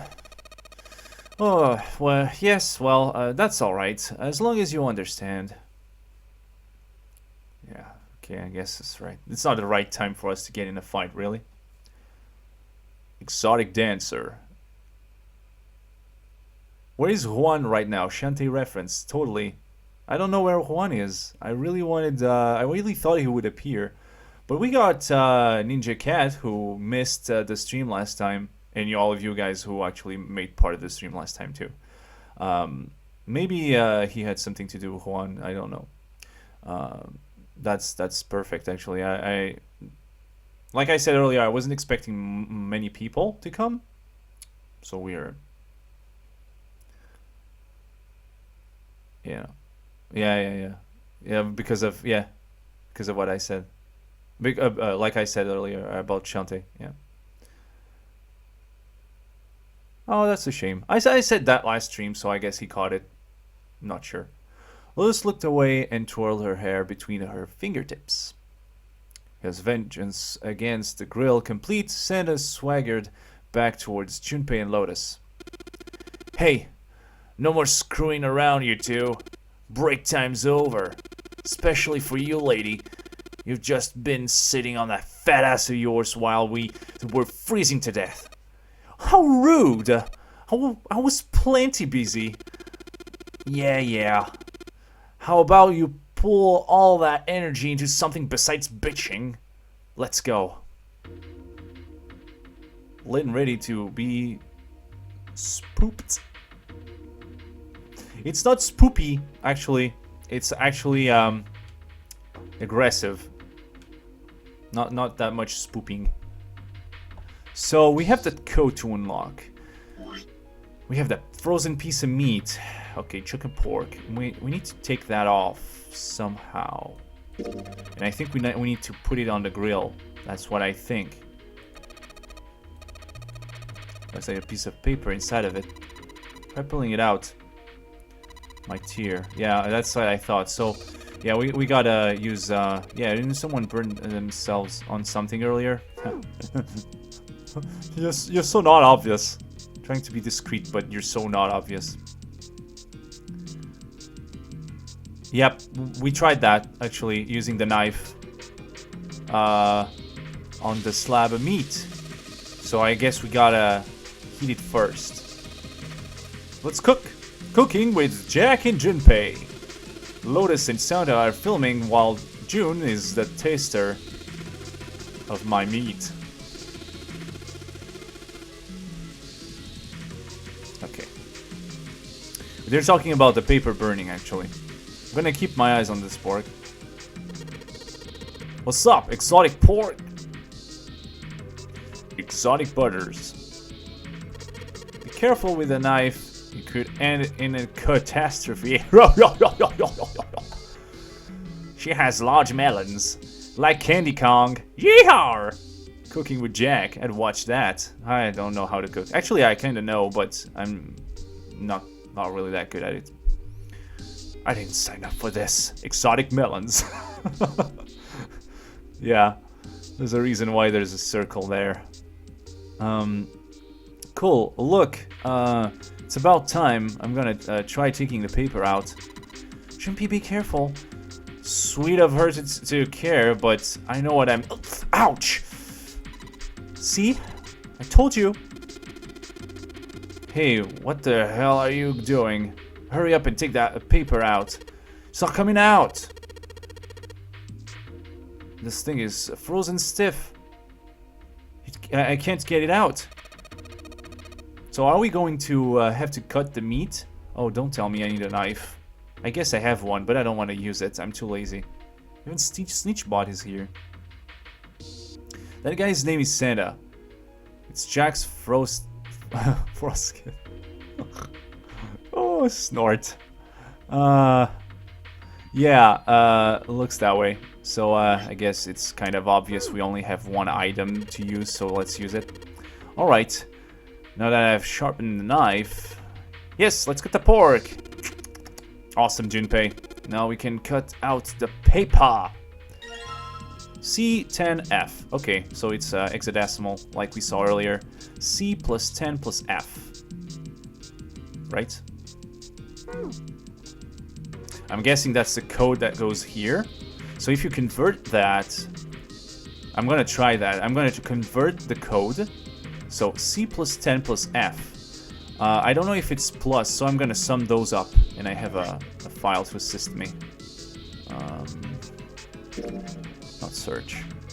Nope, back. Oh, wait. Oh no, that's a save. No, I don't want to save. Nope, I can't access the calculator, so that's... Alright. C, what? Pork note. Oh, I thought it was pork something. C is 12 plus 10, which is 16. Don't forget, it's 16 in hexadecimal, and 15. So I'm gonna sum those up. It could also be sequenced like 1, 2, 1, 6. You know, it could be sequenced. Could be a 6-digit number here, but I'm gonna sum those up first and see what happens because there's a plus signs. So 16, 12, it's 28 plus 15, 28, right? Plus 15, 30, 40, 43. Let's try 43. This is probably what you're supposed to enter the password. Get over. Okay. Let's try 43. I'm trying to go through the text. Yeah, I know that! I already solved it. Now it's a matter of knowing if we have to sum those up or join them in. F is 90. Jesus. It's such a difference. So 43. Enter. Open. It worked. Okay, so either that or the other one. So I knew it had to be something like that. Well. Oh, right. Oh, no. Password input device. I don't need to screw with this piece of junk anymore. Open this. There's an obvious plate with a card there. Yeah, the door open. Good job, Jumpy. Thank you. Saturn key. And that's it. We got the card. I guess that's good enough, but I expected something else. I don't know. Yes, it opened. So let's go. I'm so sorry. I really want to keep up with the chat, but my game is covering half the screen, so my chat is not. I can only see 3 lines of chat. Sega Saturn return card. Wow. Yes! I think it's unlocked now. You did it, Jumpy. Let's get out of here. Alright. Open the door. Yes! Let's go! Yeah! You found it! Oh, yeah.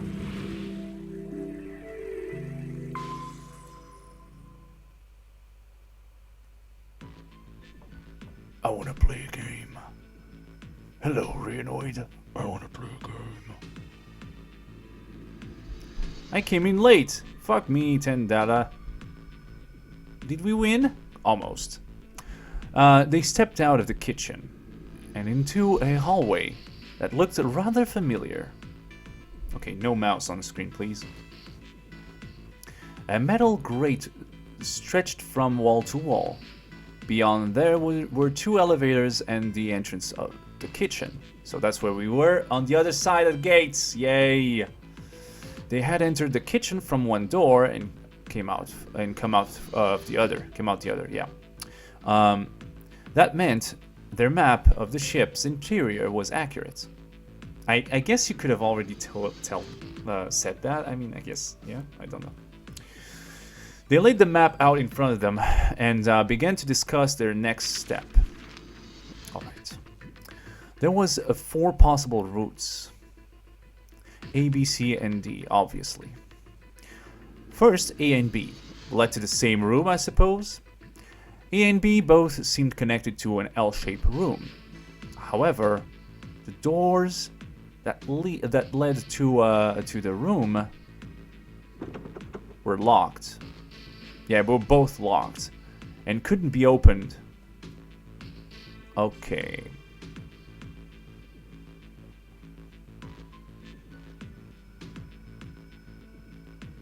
Where's Avery?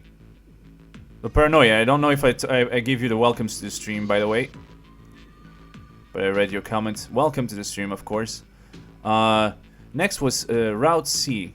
Or Route C, I should say. I prefer saying route. It's a French word, actually. This goes all the way to the main staircase. That means the door 5, that means it's door 5. One of the numbered doors. Okay, interesting. So that's supposedly the others will come out there. Then do you think we would meet up with the other 4 after this hallway? No, I don't think we will. Why not? Look. There by the stairs. You see how the gate is open? It wasn't earlier. Yeah, I remember that actually. We could see another gate on the other side of that gate. You missed a lot actually. We're pretty much almost 2 hours in the stream.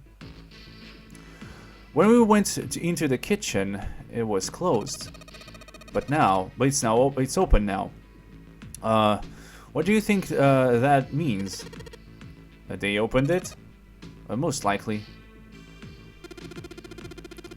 Then if we take Route C, we're going backwards. That would be pointless. Futile.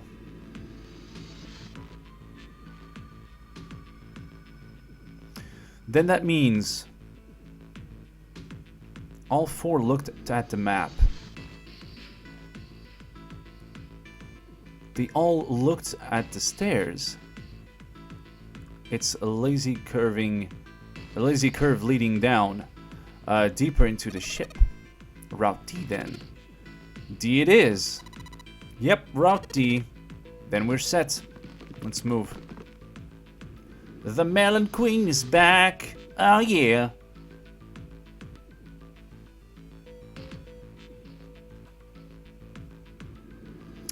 They jogged down the stairs until they reached the sea deck. Just to be sure, they've kept going to check the deck beneath. Yeah, just like I thought. D deck is, deck D is totally underwater. Just like the bottom of the central staircase. The water gazed back at them, its smooth surface like a great mirror. As ominous as it was, Junpei could at least took at least some comfort from the fact that the level hadn't gone much since the last time that he'd seen it. Okay, that's cool to know. They turned back to C deck. It didn't take them long to find the 2 elevators in front of the staircase. Oh, in front of the stairs, sorry. How much did I miss? Off the stream so far. I mean, we did the puzzle, or the last room's puzzle. Took a little bit, and we had a long conversation in the freezer about Ice 9, which is a type of ice that doesn't melt in room temperature. You missed that phase. They turned back to C deck. Okay, yeah. Okay, they looked identical. They looked identical to the elevators on the top floor, with one exception. These elevators had a card reader on the wall between them. Another card reader. Oh, the card reader was strange. On the card reader was a strange mark. Okay. Oh, the card reader was strange. What a stupid reader I am. Hey, look. It's Lotus symbol. Huh? See, the woman's symbol is torn with a thorn on it. With a thorn on it. It seems like kablamo! Ouch, ouch, ouch, ouch, ouch, ouch, ouch. Lotus had taken a hold of Junpei's hair. She began to shake him violently, and he thought he heard a low growling from her throat, coming from her throat. Like, such violence, such pain. Junpei began to wonder if she was not the devil itself. With an uncontrollable smile, June spoke up. Sorry. It is a Mercury symbol. The thorn symbolizes the wings of Hermes' staff. On Hermes' staff. Oh, Hermes, whatever. Herpes, whatever. If we can't get this thing to work, these elevators aren't going anywhere. In other words, we need the key card with the Mercury symbol on it. $11? With an uncomfortable smile, June spoke up. Okay, I already read that. I reread that for some reason. They gave up on the elevator and turned to the stairs. A hallway stretched out to the left. Okay. A great many door lined both sides of the hallway. They weren't sure how many, but certainly enough to be discouraging.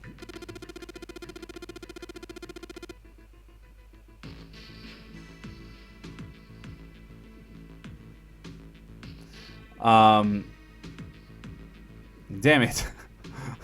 Thanks, chat. Stop distracting me with dinky winky stuff. Oh my goodness, just kidding. Keep going, it's fun. It's actually awesome too. Read the chat if you're not paying attention to the game. The chat is actually awesome.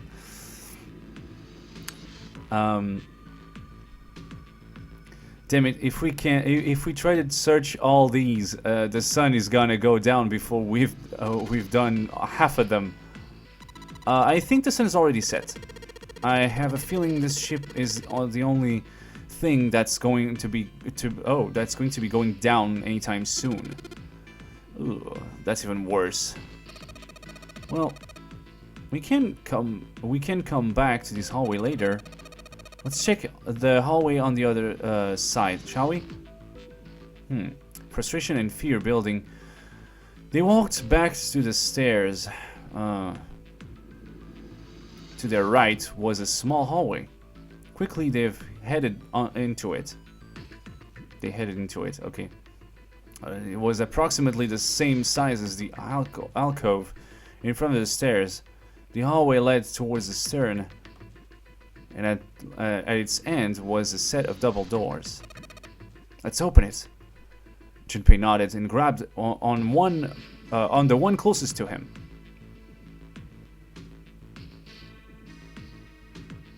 Junpei nodded and grabbed the closest. Okay, sorry, I'm reading again. The same thing. He gave it a small tug and felt it move. It was unlocked. Thrilled to have found an unlocked door, he threw it open. Woohoo! We're talking about Teletubbies. What the heck? Chat is going crazy. Goodness.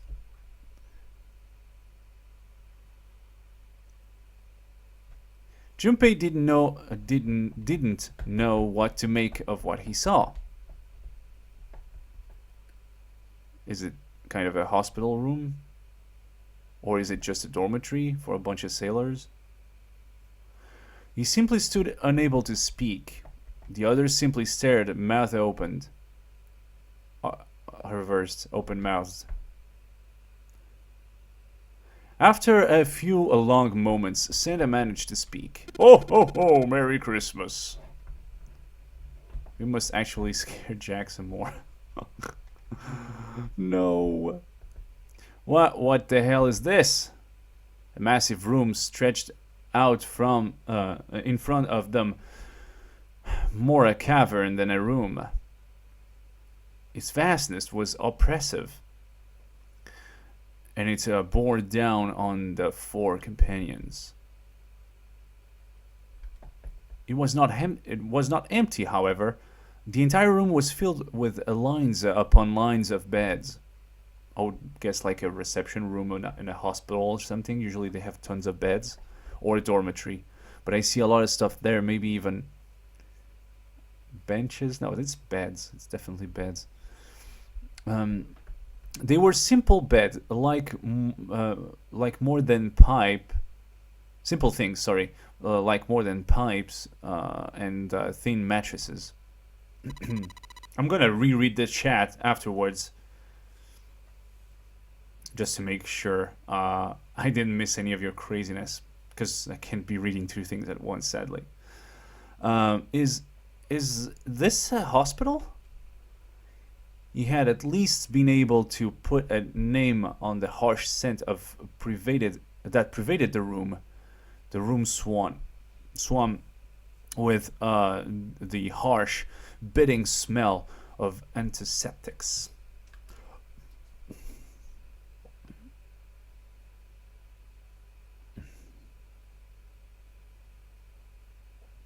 In the center of the room were shelves stacked with medicine and a number of medical devices, the function of which Junpei didn't know. More importantly, however, on the back wall of the room were 4 doors. 3 of them were emblazoned with a large single-digit number made with large single-digit numbers made with thick red paint. The door on the left was labeled 3.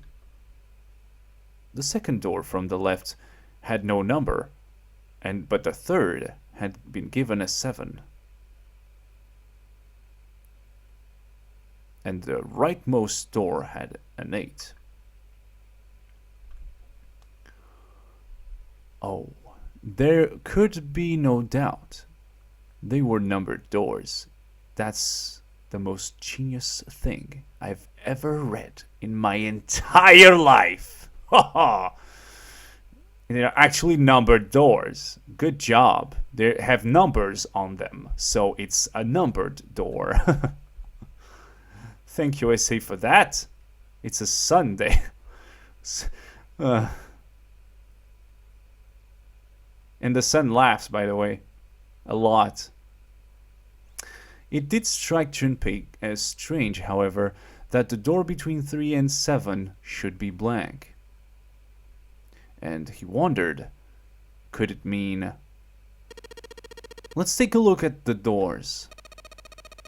Yeah, that sounds like a good plan. Junpei headed towards the doors, weaving his way between the beds. He started with the door 3 on the left and moved to the right until he reached the door 8. Okay, nothing. Nothing. Of course, nothing. And we already know nothing. It's no use. Well, of course. What do you expect? I mean, there's numbered doors that won't open. Like, you know.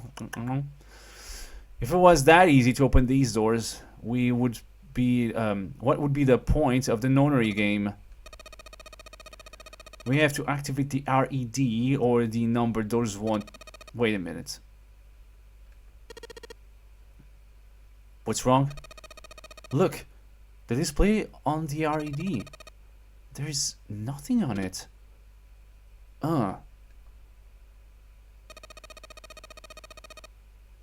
Don't you remember the RED at the central staircase? If no one was inside, it said vacant. Oh yeah, you're right. But this one... there's nothing on it. Right? I wonder if it's broken. Only one way to find out.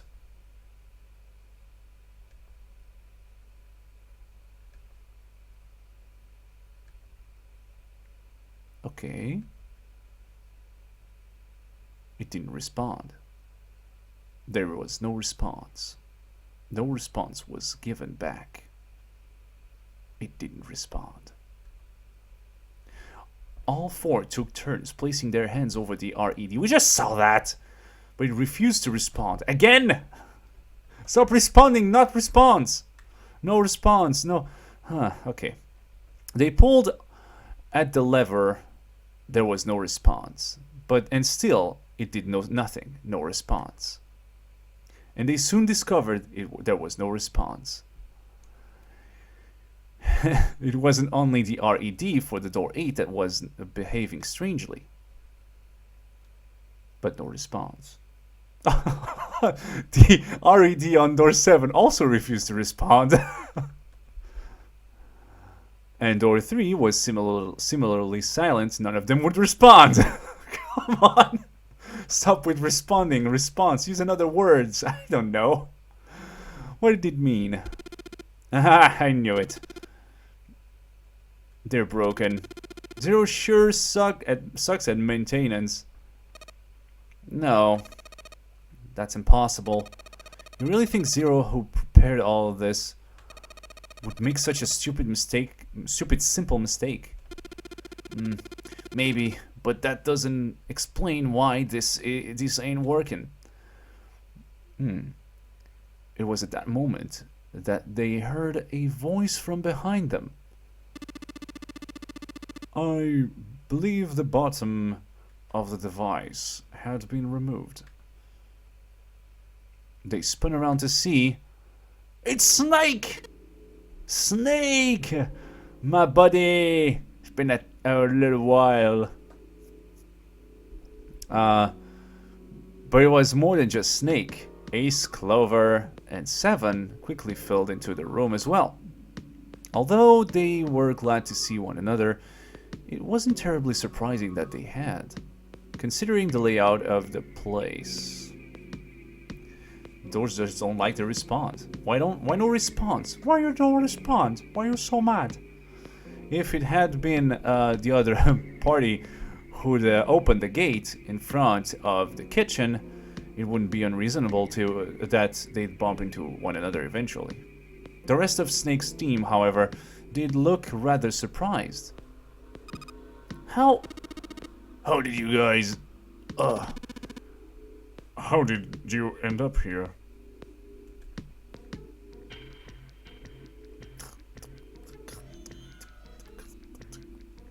After a moment of silence and surprise, everyone, suddenly began to talk, desperate to exchange information. They talked about the rooms they'd been through, and how they'd ended up in the same place. Of course, none of it was very useful information, but that hardly mattered. They were happy to simply see one another again. Although the level of cheer varied greatly from person to person.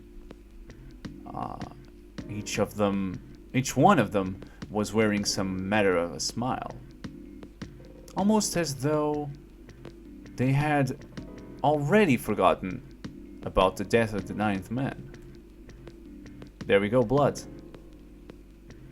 No, thought Junpei. Perhaps that wasn't it. Perhaps thoughts of his death were what drove them to smile at one another. Not in a morbid or hateful way, no, the ninth man had died. But they were still alive. And that was something to be happy about. Lovely, more blood. But it's actually recording. It's we are thinking back at what happened. If you've been paying attention, we're just recalling the ninth man's death. A sort of a simple, uncomplicated joy. Junpei thought the joy of being alive, still alive. He felt sorry for the ninth man, but more than anything, Junpei was just happy to be alive.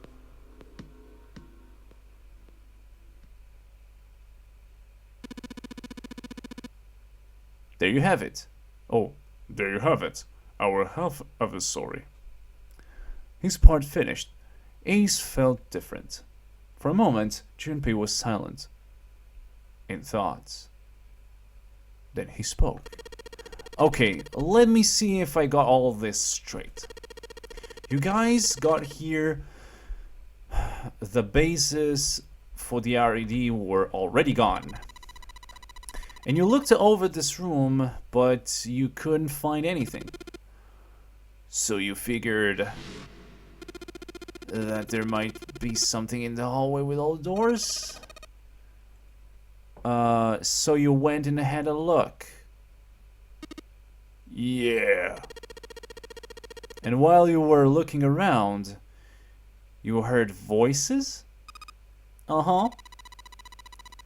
So you followed the voices and came back here? Indeed. And that was how we found you. Junpei examined the three REDs again, just in case. The bottom of each was a long. Oh, come on! On the bottom of each was a long, thin gap. It looked like a slot for something, probably something electronic. Well, this isn't good. If the RED is inactive, we can't keep going. Well, what about that hallway over there? I'm sure. Isn't there anything else we can do? We can go anywhere else we can go. Sorry.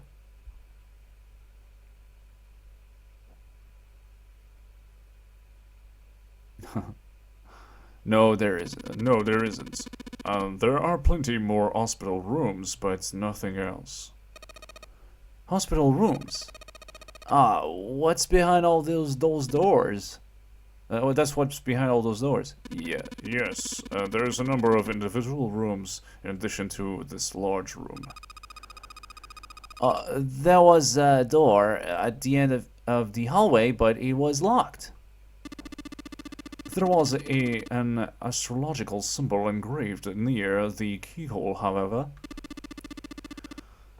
I was able to get a good feel of it. Believe it was a symbol. No, but I believe it was a symbol of Jupiter. Not again! Those goddamn things are everywhere. I wonder what they all mean. Juicy melons.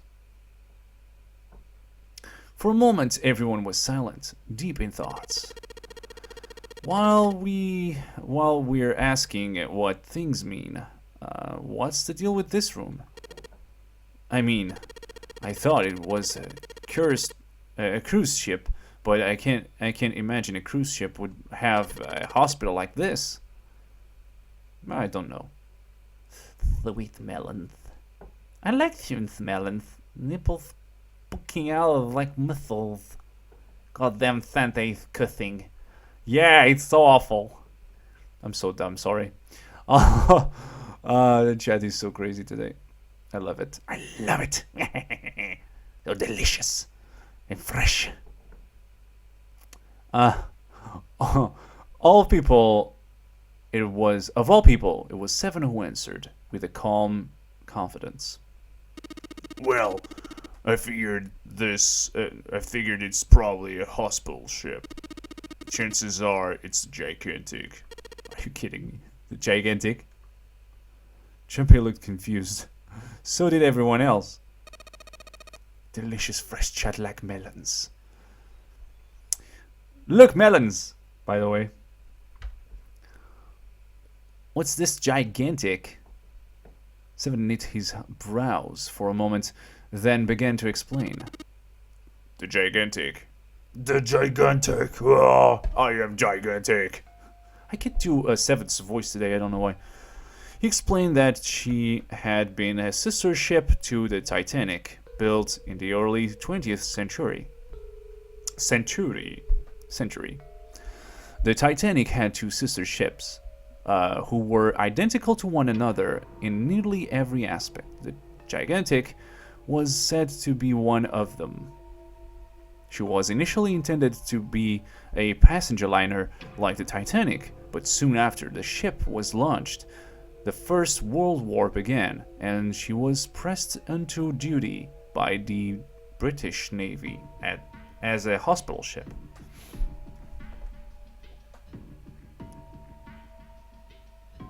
Sometime later, the Gigantic was damaged by a German mine in the Aegean Sea, or Aegean. She managed to run aground after the incident and consequently was not sunk. What then happened to the ship after her fateful encounter in the Aegean Sea? The theory ran that a man named Lord Gordain purchased her. Yeah. Lord Gordain, it seemed, had been one of the few survivors of the Titanic tragedy, and that trauma had turned him into an obsessive collector of all things related to the Titanic. As his obsession deepened, he began to desire the Titanic itself. That, of course, was impossible. The Titanic lay at the bottom of the Atlantic Ocean. The Gigantic, however, had not suffered such dire fate. It had, and as she was identical to her sister ship, she caught Lord Gordain's eye. So you're saying Lord Gordain brought this ship? Yeah, at least I think I am. It's impossible. Oh, it's impossible. No way we're in some boat like almost 100 years old. Pipe down, just pay attention. What is that? What that is? Wait, what? That's it? Well, you have to got have you got any proof? I can't read now for some reason. Proof that this ship is really the Gigantic. Well, this ship's got stuff like the Titanic and the hospital ship. So I figured... Ah, goodness. Don't tell me that's your only reason. No, I've got more. Like... Well, I mean... Seven looked around, desperately doing anything to avoid meeting Lotus's piercing stare. He scratched his head for a moment, then gave up. Finally, he opened his mouth. I don't know. Lotus sighed and shook her head. I guess your memory isn't back yet, is it? So, yeah, sorry about that. Hey, wait a minute.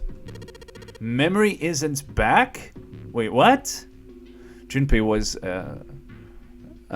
he felt legitimately shocked by what seemed to be new and very important information. Bye, Fox.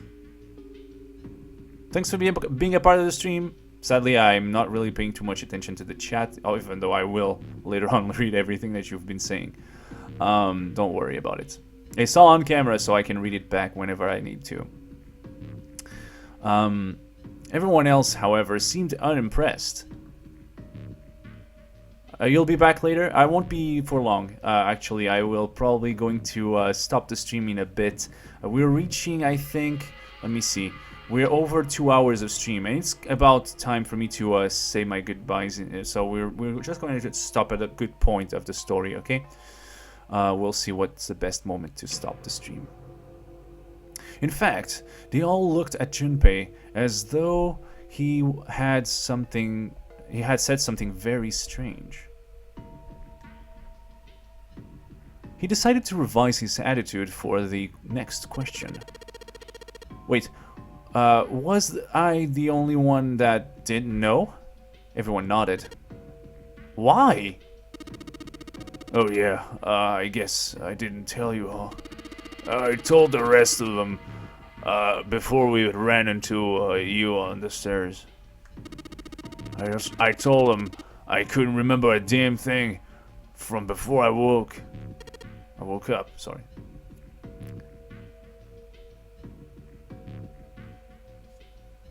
You left a link. Did you left a link? I mean the YouTube video, that's what you shared, right? If that's a YouTube video, it's fine.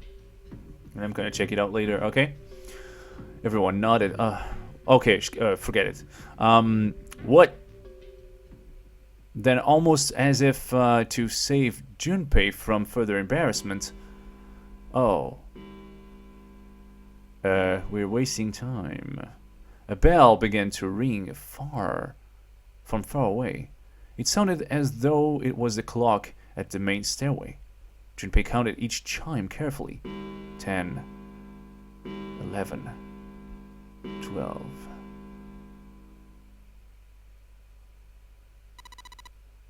It's midnight.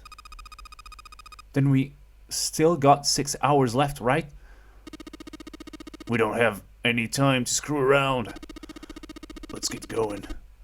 We gotta find the missing parts of the REDs. Oh, what do you mean find? How on earth do you suppose we do that? I've looked everywhere in this room. I think that only leaves one place to look. One? Well, I guess it's not really right. What do you mean? Whatever do you mean? Wait! Don't tell me you mean we need to search all the other rooms. Don't freak out. We already searched 4 of them. 4 rooms? We just need to split up and search between the 8 of us. If each person does 6 rooms, that'll be 48 rooms, right? So there are 48 rooms left? Her earlier experiences had apparently not encouraged Lotus to trust Seven. Seven scratched his head awkwardly. I don't know. Oops. After a little more discussion, they split up and headed towards the rooms to begin searching them.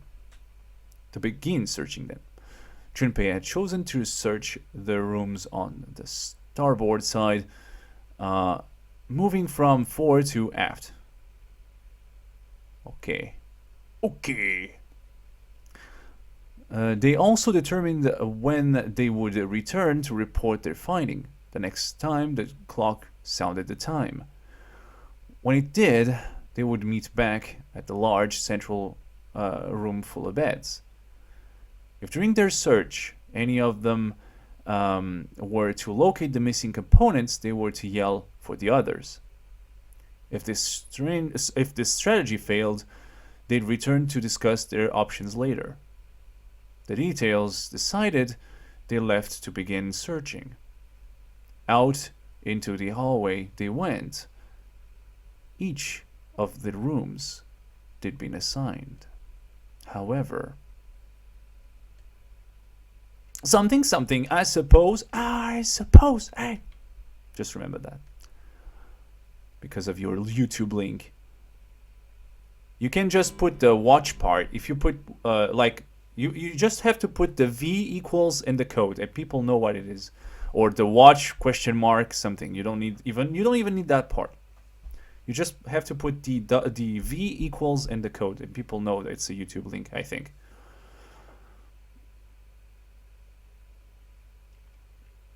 From far away, Junpei heard the bell ring. It did so only once. It was 1 a.m. It's actually 1:17 here, so it's quite creepy, the coincidence. There you go.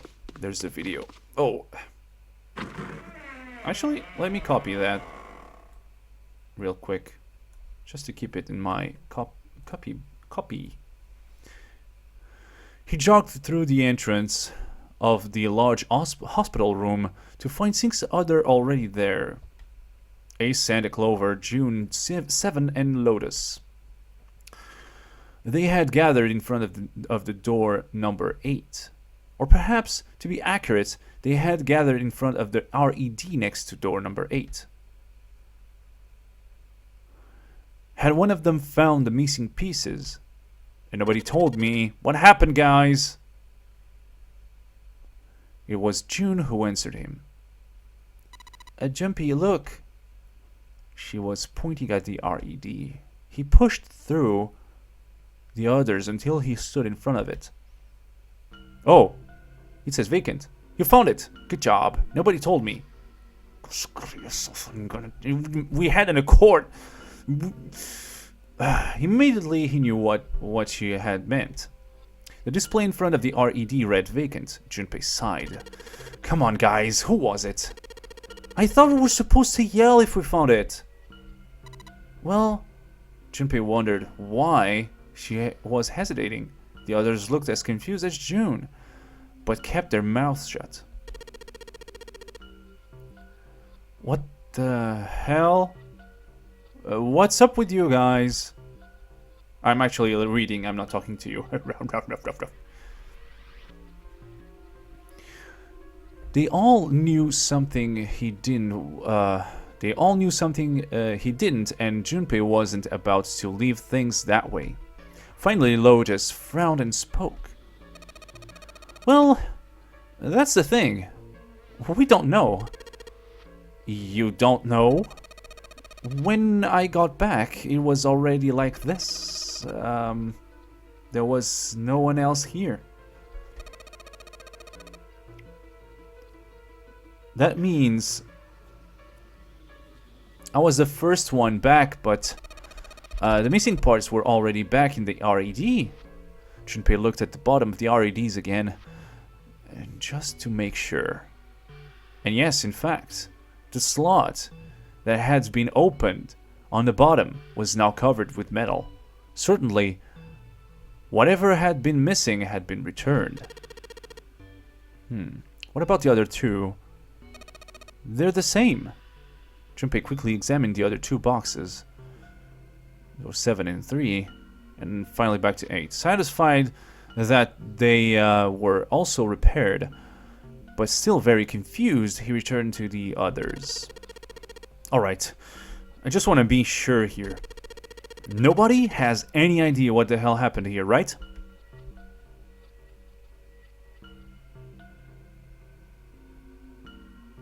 Ace and June nodded silently. 7 raised his hand as if to say, not me, and Santa shrugged. Bruh. Only Clover lowered her head and did nothing. Huh. Wait a minute. That was when he noticed. Where's Snake? Oh.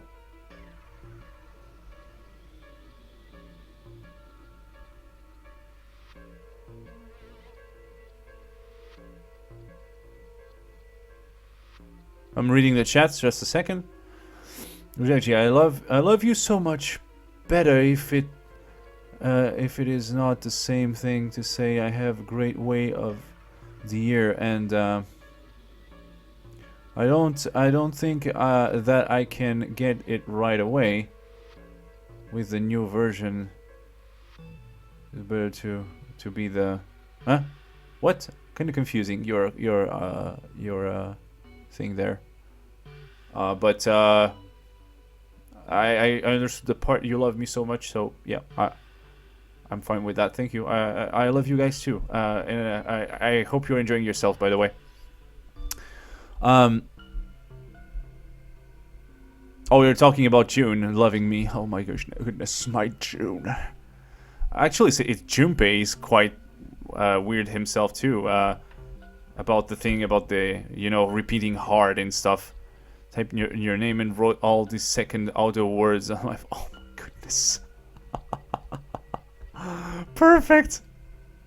So what is that? I got no connection error for a moment, but I have GeForce signal. Might be my side, but I haven't got a single problem with my own stream, because I'm also watching the stream as I'm streaming. And if something actually happens with the stream itself, I actually get the error myself, So it means it's not from my side. It's not my it's not my internet acting, Otherwise it would have shown. I'm live, I think. I'm not quite live, but I haven't seen it I stop too much. Stutter. Here we go. Alright, Junpei swept his eyes across the room a second time, but Snake was nowhere to be seen. Oh, wow, pressed the wrong button there. Sorry.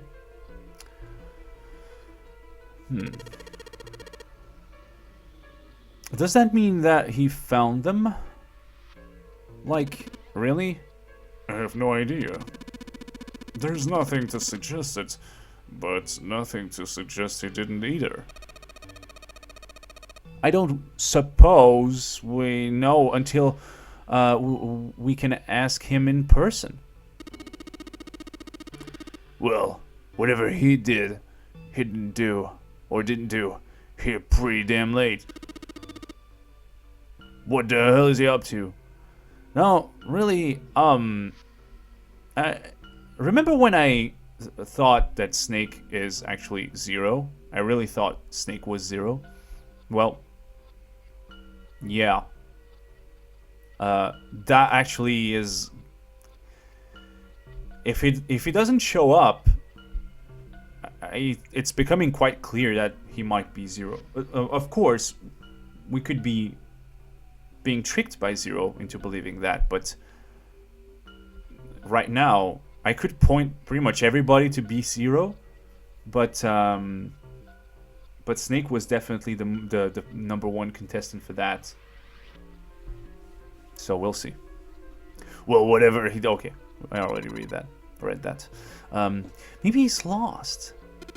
Yeah, well, that seems likely. Dude can't see. I don't know how he gets around in the first place. Clover raised her head. No! That's impossible! Suddenly, she was shouting.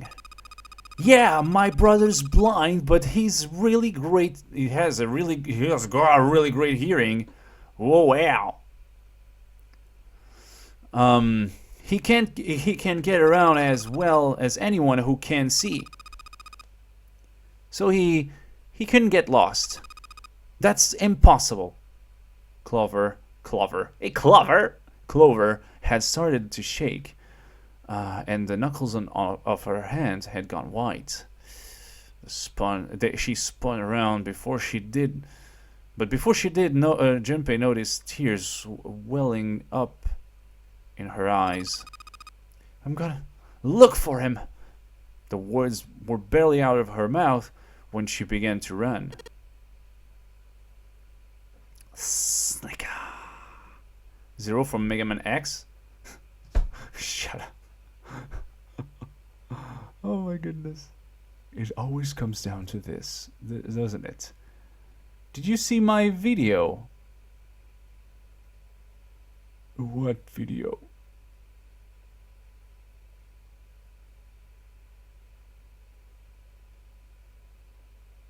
What video are you talking about? Leave the link there.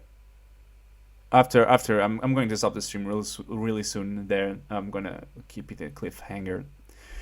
Hey, hold on, Clover. Wait, that was the softest wait call that I've ever done.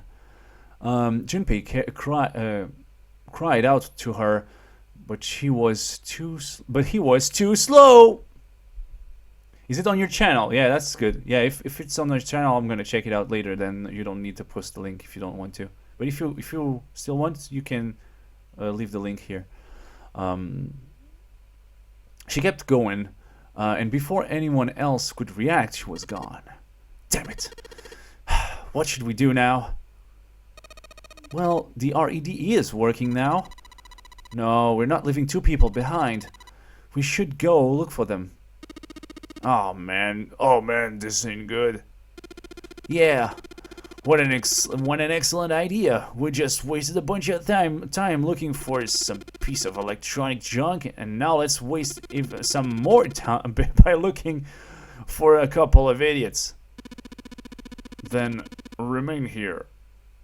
If you feel you must, but there's no time. We've only 5 hours left. 5 hours left. Okay. Junpei and the others nodded to one another and took off at a run.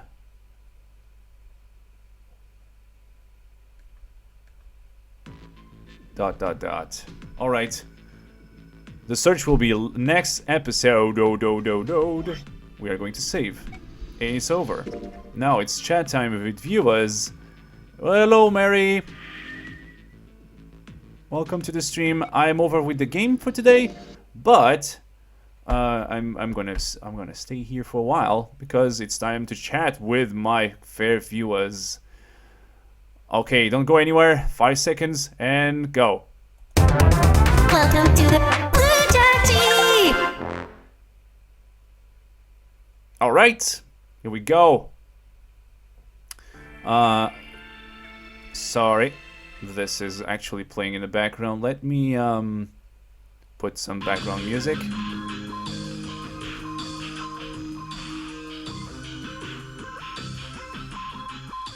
Really low. We don't need it to be too loud. Okay, chat time. Let me see. Just trying to see what's the best size for the chat. Nope.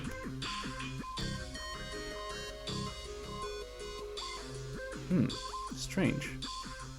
Hey, come on. Cooperate. Okay, that looks a little bit better. Oh, wow. Hi. Okay, I'm messing up the chat. Okay, that's good enough. That's good enough for me. A little bit cut, but that's fine. Let's see if I can move the chat. I had already prepared the chat. You know how the chat is always ready. But as you can see, it's cut there for some reason. Let me see. I can change it. Just a tad.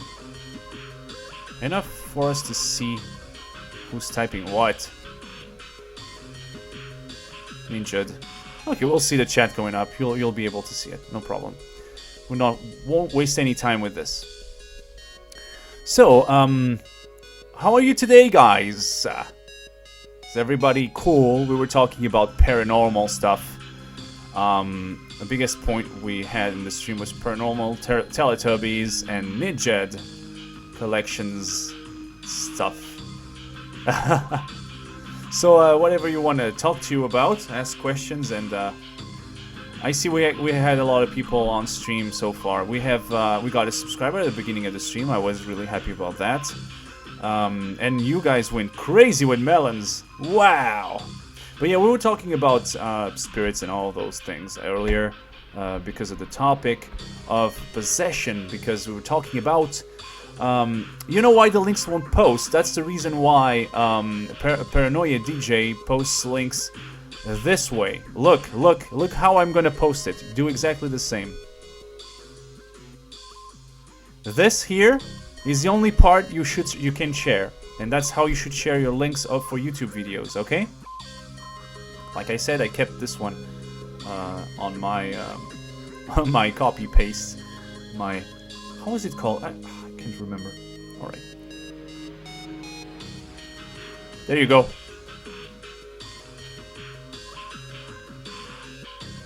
All right, so all right, cool. My link is the best link. Of course, I won't check them now. I tried to do that earlier, but it's quite difficult for me to set things up just for a video. But I'll check them. They're on the stream now. I will be able to see them. So sorry, it's quite a short stream, but I didn't expect to record for too long. Now, this part will also be shorter. So if you wanna start asking some questions or have anything to say about the stream, have you been enjoying the game? Have you been paying attention even to the story so far? Or have you just been having fun in the chat? It's the stream? Alright.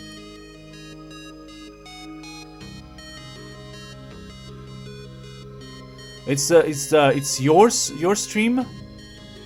Reanoid?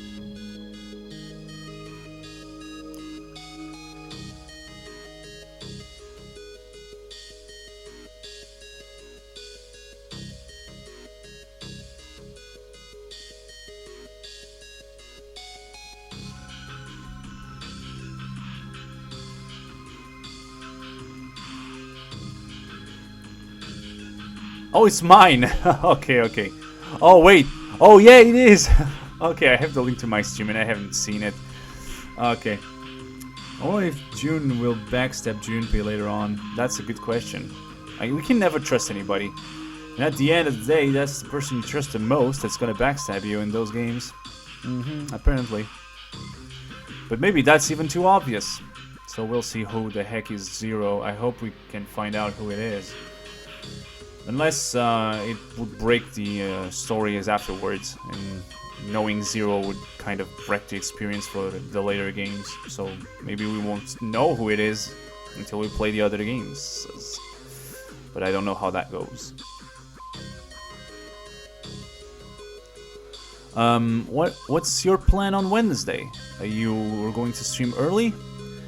Yep. I am going to stream earlier Wednesday with a guest, hopefully. And I'm going to stream around 9 p.m. maybe? I'm hoping 9 p.m. GMT. We'll see. So you guys will be streaming too. Looking forward for that. I don't know if I think I might. The problem with the streams is that I kind of try to not stream at the same time as others. Namely, when it's about friends, you know, who stream. I try not to stream at the same time or close to their time, to not to be able to assist the video, the stream, or even to at least let other people watch the streams, you know. But it gets kind of difficult for me to choose a good hour to stream because right now I'm not alone, and you know, to organize stuff, not making too much noise and stuff. Yup. Okay, Wednesday. Cool. Nice. I'm expecting a guest commentator, so I sure hope that guest commentator will be available, right? Of course, I won't give off who it is. It's a surprise. If not, well, I'll do. If for some reason there is a problem with the guest commentator appearing, I will do my stream at the same hour, at 11 p.m. Okay? No question about it. But for agreement's sake, we are going to have the. It's Chugga Conroy. I said it. Chugga Conroy will be commentating this stream. Just kidding. Santa Claus. Next time the stream will be DK64, okay?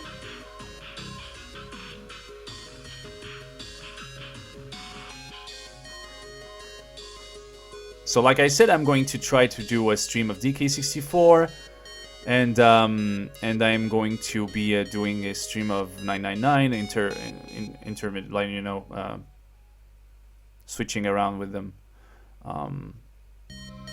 And no, I'm not streaming tomorrow. Probably going to post the music. Not sure though. We'll see.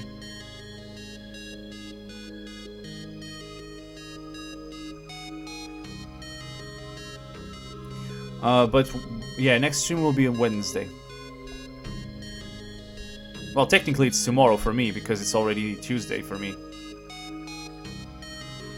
But you know what I mean.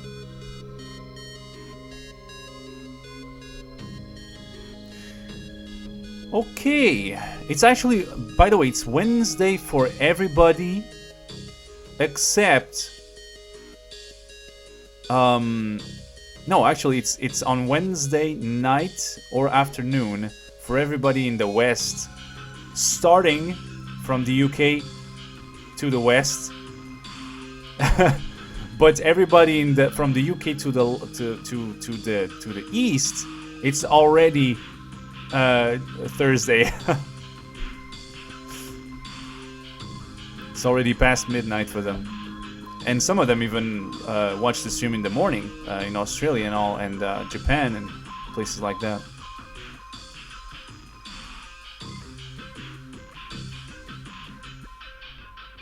I have a secret as well,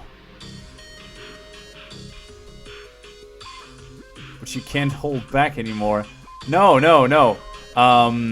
Secrets are to be kept.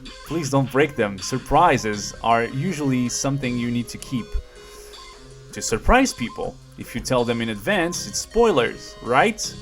So, yeah, those are the reasons why we shouldn't say, any of us should say anything. If you're planning something, you want it to be a surprise, you should keep it secret. You have to learn to wait.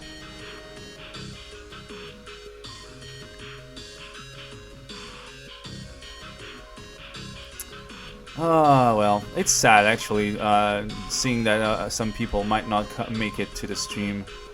Oh well. But you know, there's no problem because you can always go back. You can always go back and watch the stream. Who will help me? Well, I believe Rick might be able to say hi and help me with it. And I'm pretty sure that, yeah, some of you might also want to help. And usually help doesn't come from knowing the game in advance, but also to try to figure out what's going on, you know? Some of you might try to guess, if you've been following so far, what I missed, something that I overlooked, or anything like that. I'll try to guide, Jack. Guess the cold never bothered you anyway. Cold never bothered me anyway. That's one Frozen punchline.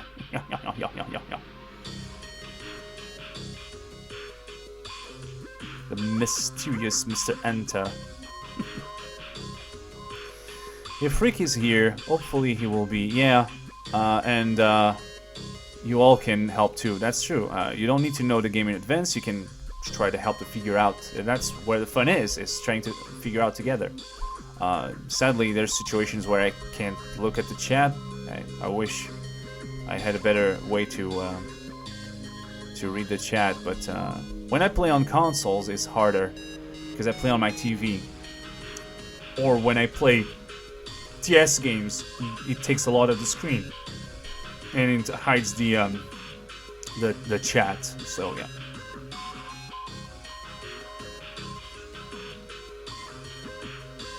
I hate that music. Hate Disney musicals. Yeah. Jack is semi-good at singing. No, he's not. Unless it's in the shower, then nobody listens. Imagine we're guests for each other's live stream. Just imagine how good it will be. And that would be cool, actually. I've already subscribed to your channel, okay? Oh yeah, that's nice to know. That's cool. Thank you, Mary. But I think I knew that. I think. Let's see if I'm remembering if you popped up on a stream or something, saying you subscribed. But thank you very much. And if you are watching now, I hope you like the stream. And if you want to see more, you know what to do. You can subscribe to the channel, and you will be usually notified that I stream and I post videos and stuff. So it's cool. Just wanted to mention that I like the new look for Blue. For like the stream, her moving is so hypnotic. It's actually a reference to. I don't want to substitute the great work that Shy Guy XXL did. I just wanted to try my own updated version of her little jump, taking away from the pixel art that I have been using. But yeah, the animation is pretty much the same, kinda, with the updated look and with an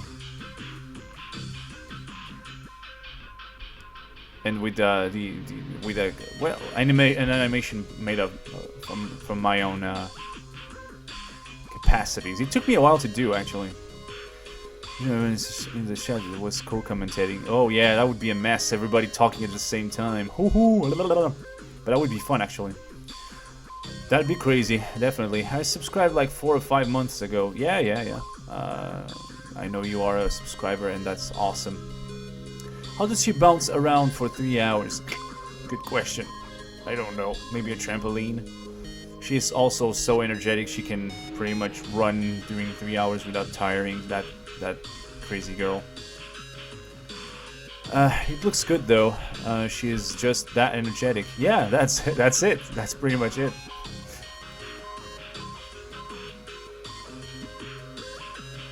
But thank you. I'm glad you like it.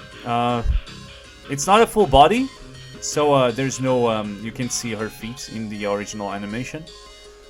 You can see the full size of the animation on the Wario forums right now. I have it as a profile picture. I have that animation as a profile picture. I want to see a live reaction to my We Are Number One videos. Might not happen though. Yeah, I don't do reaction videos on the channel.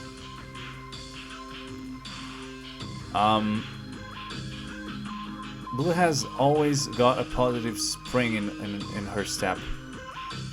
Boing, boing, boing. Good. I find reaction videos dumb. My waifu June. Senpai. Yeah, Luigi. Promoting yourself. Keep promoting yourself. It's healthy. Yep, she does, Leonard. Yeah. The positive spring. A little paranoid, yeah. Do reaction videos violate copyright? Not really. If they're done properly, they shouldn't. You can cut the videos to the proper time of reaction. You cannot put the full video in, and sometimes you don't even have to put the video itself. You just have to put the reaction, and people can watch the original video at the same time they watch the reaction to know more or less where they are. And sound can be cut, unless it's something specific with the sound. Then you can kind of make it lower and talk over it, and it will kind of blend it, so it doesn't harm copyright too much. You have to be really selective for what you choose, and depending on what it is, there might be a stronger copyright strike or not. Wario! Wah! Well, gameplay's video too. My sister just started blasting We Are Number One. Reaction video are danker memes than the dankest memes around. I'm trying to follow the chat. It's going faster and faster. Good night, Mary. Thanks for coming. I hope you had fun. Sad you just came at the last moment of the stream, but well, it's fine. I guess you could still talk, and always fun. Game? Yeah, the game. I don't know what happens, but the game is kind of the game functionality. Exclamation point game is not working, which is dumb. Sanic Reed. Sanic! So hyped for Wednesday. DK64 is coming back for yet another level. And we'll see if we can tackle this one a little bit better than last time, which went bad. I think it was the third stream went really well. The fourth stream went really bad. And now we are going to tackle yet another stream. I don't recall which numbers they are. I'll check that later. But yeah. Stream hype.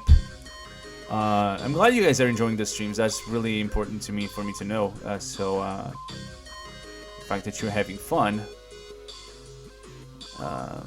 that's what matters. I just want you to have a distraction. And you know what? I kind of feel bad to only go to the Wario forums to tell you that I'm gonna stream. It's basically what I've been doing the past few days. I'm trying to interact as much as possible, but time has been short for me to release content. And I see an improvement on the channel. Seeing the improvement of the channel, I really have to, good night, or see you soon. Okay. Good night. Mary's here around the stream. This is now a moment you can ask questions, by the way. Okay? If you stream for a long time, since you starting earlier, I'll most likely catch part of it. Hopefully, like I said, I'm going to stream earlier, but I don't know how long I'm going to stream for, because like today, it's going to be short.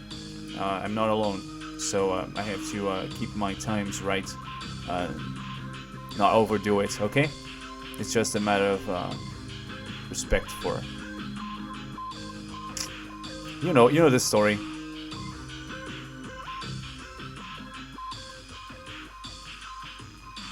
Since that's going too fast, Sonic Reed. Sonic Readers.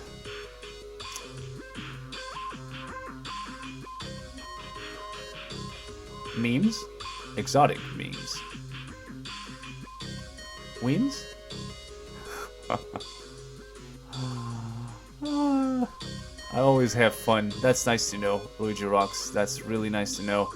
And that's the point of these streams, for you to interact with someone who's playing the game, chatting in the chat itself, having crazy conversations, and probably even learn some things there too. Like today, you'll learn a lot of stuff probably from this game, which is awesome. I recommend you to go play it alone and try to. If you want, select your own path and share your experience so far with the game. What do you think of Blue? Chat quickly. What do you think of Blue? Blue is annoying as heck. She's an annoying little bugger.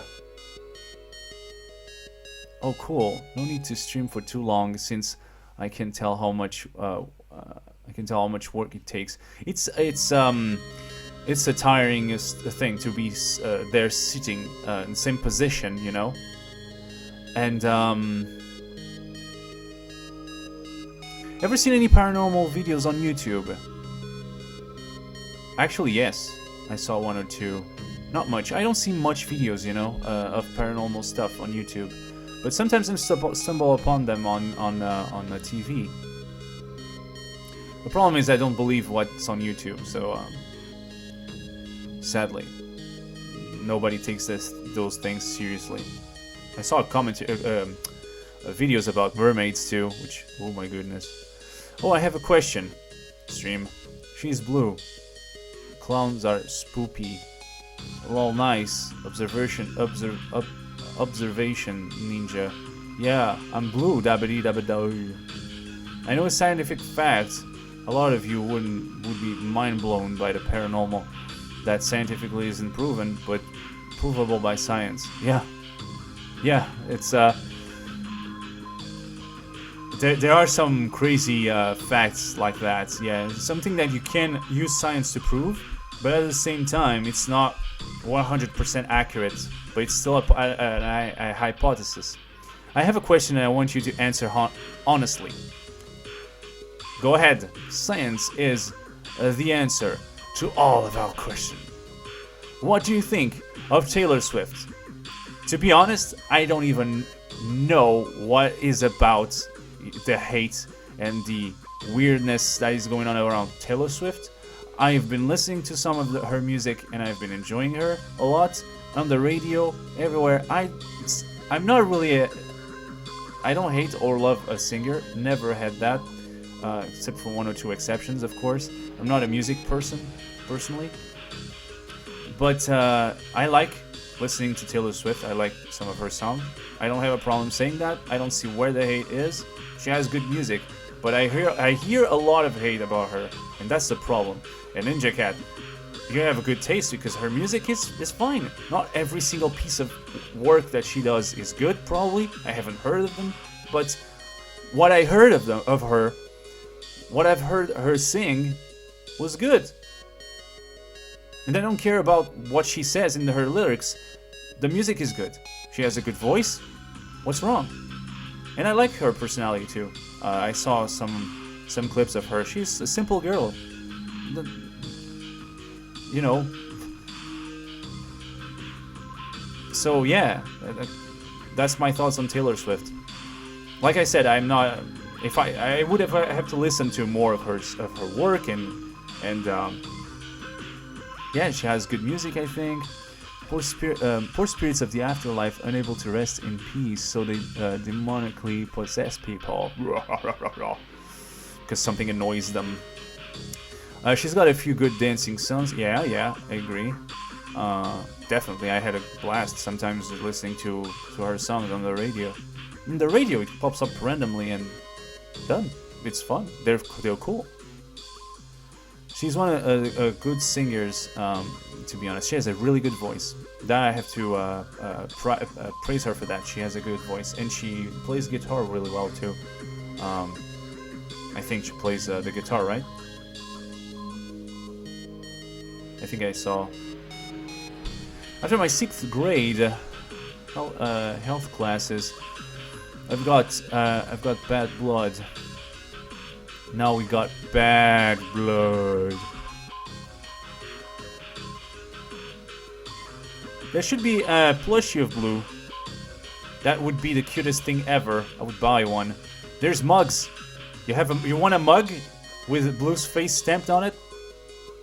It's on my DeviantArt. You can go there and get stamps and posters and stuff. Now plushies, I would love to have a plushie of Blue. I would love to have a plushie of Blue too.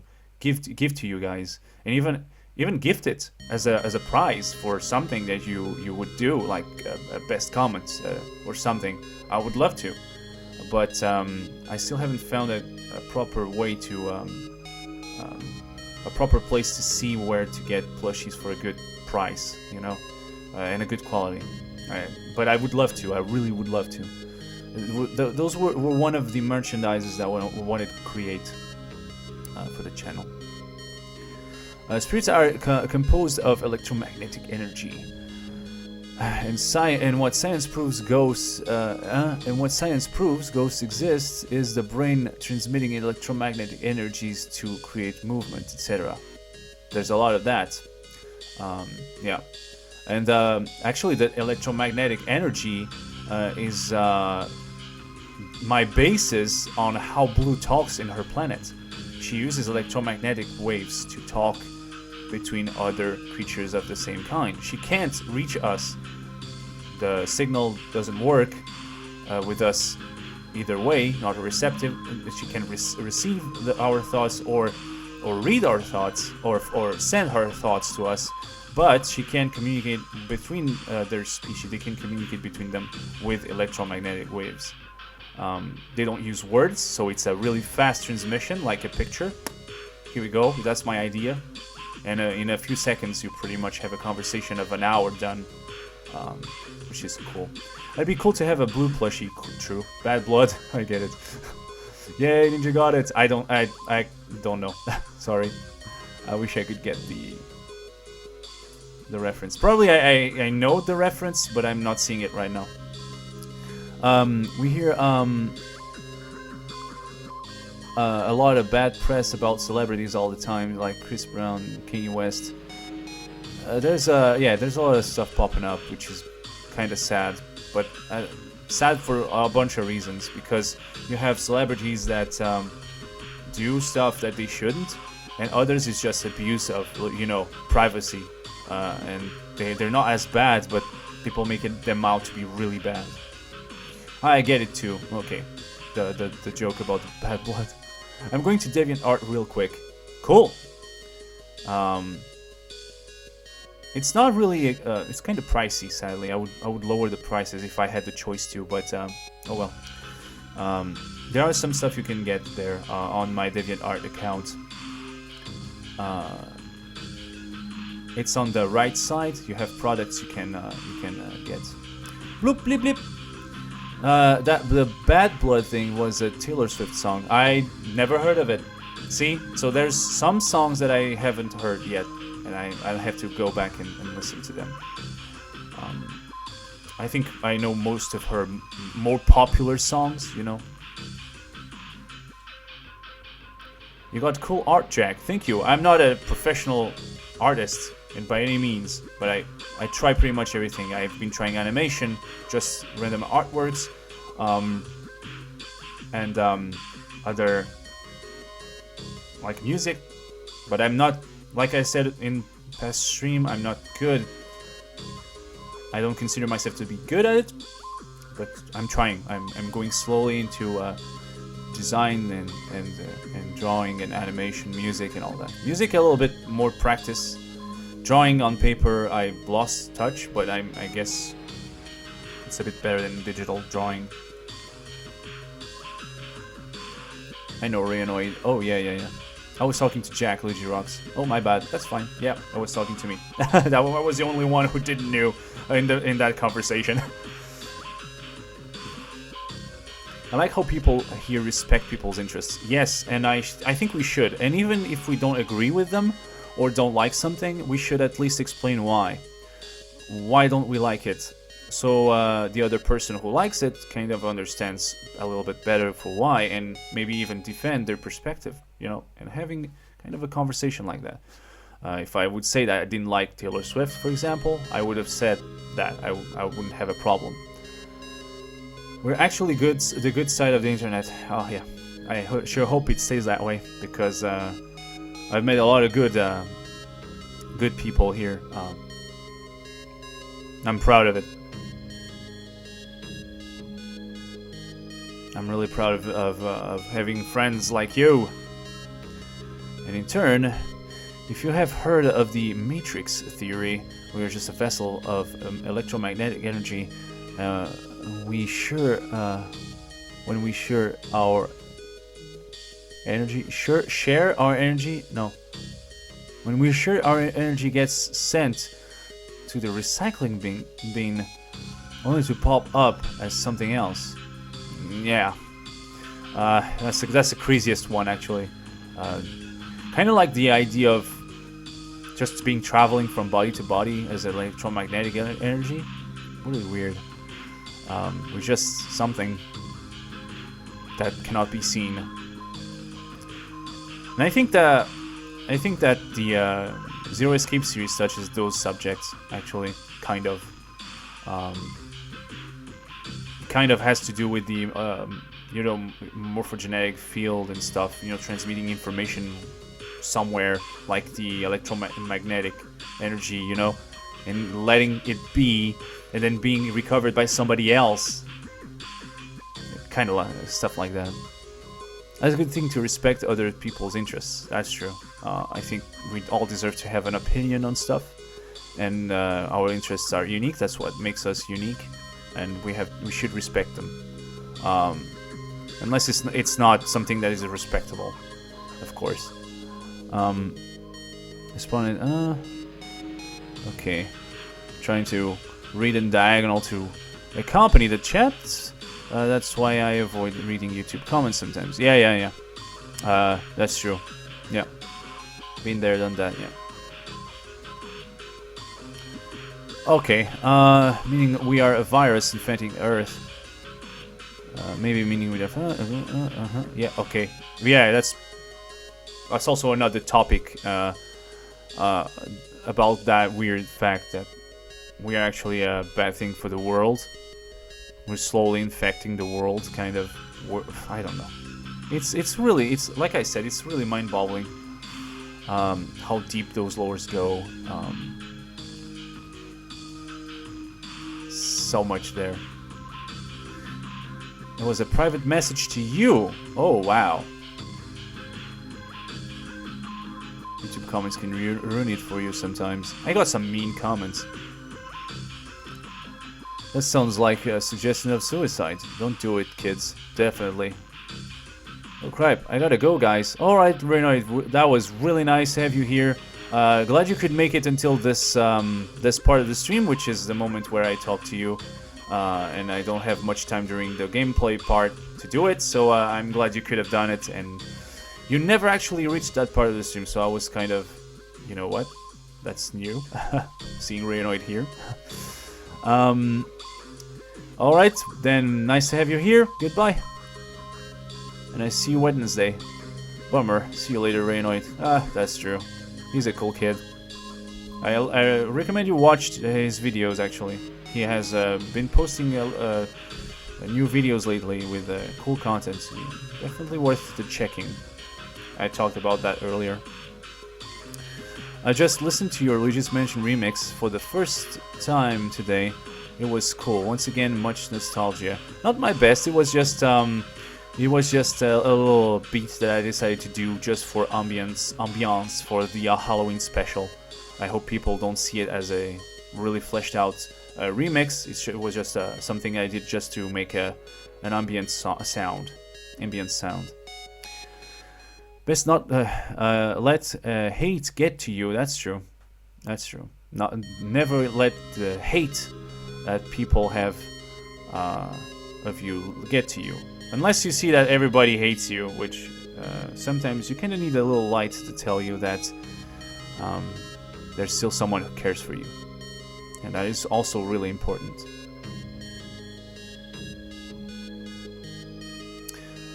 They're right. Hatred is just makes things worse. There's always someone who will hate. Haters gonna hate. It's better when everyone gets along. We have, and even it's something that's, well, if you have several opinions about stuff, it's still good to share them. It's good to have different opinions and discuss them. But you don't need to hate on them or be angry at them if we bring that up, right? So if I say I like Wario, but you hate Wario, you think he's dumb, at least try to understand my point of view, and I'll try to understand yours. For example, if you tell me, oh, I hate Wario because he's just a 40-year-old joke, well, let me tell you that Wario actually never farted before. He's still ugly in other games, of course, but it's not about how pretty he is, it's about the character, for example. And I try to explain my perspective. Well, but I still don't like the games because the games are boring to me. They're not my cup of tea. Alright, I understand that. I can't change that. If it's a taste, we cannot actually change that unless we can give it some meaning. And in this point of view, we are able to change probably the taste of people. But that's not the objective. The objective is to try to understand one another. I played Luigi's Mansion first on my birthday. The second game. It's the second game I play most. First is DK64. So much to collect. Oh yeah. Then definitely go check Wario Land games. There's also a lot of you to do in those games. They're a little bit shorter maybe, but it's still a collectathon, and you can explore a lot in levels. It's okay to not like Wario as long as they don't insult the person who likes them. That's exactly it. You're just full of shit. You like Wario, you're just full of shit. Mario's the best, Luigi's the best, Wario sucks. It's a fart joke. I can't, shut up. But well, anyway, like me, Jack, remember what I said a few streams ago? I never liked Wario as a kid. In my recent years, I've grown to like Wario as a character alone, and not based on what I experienced as a kid. Exactly. I think, and people change. There it is. People change their minds about those things, about topics, based on certain aspects that they find now more interesting. Or pay more attention. It changes with the person. Okay. But anyways, I really have to go, guys. Now it's been a shorter stream, so we have a 3-hour stream today. It's fine. I'll be back next time, Wednesday, to do another stream. So I guess it was a fun one, right? You like this series? How many of you actually really enjoyed this series? Even though I haven't played hardly any of his games, as you said, we change as we get older a lot. A lot of things change when you get older, and you may not believe it because probably you are 17 or 18 years old and you haven't changed a bit. But trust me, once you reach the 20s, a lot of your tastes change. And if they don't, you stay the same, and probably you'll have some problems getting used to certain people surrounding you. If you don't change, well, changing is part of life. To be scared of Mad Jack from DK64. Broken Creep. Yup.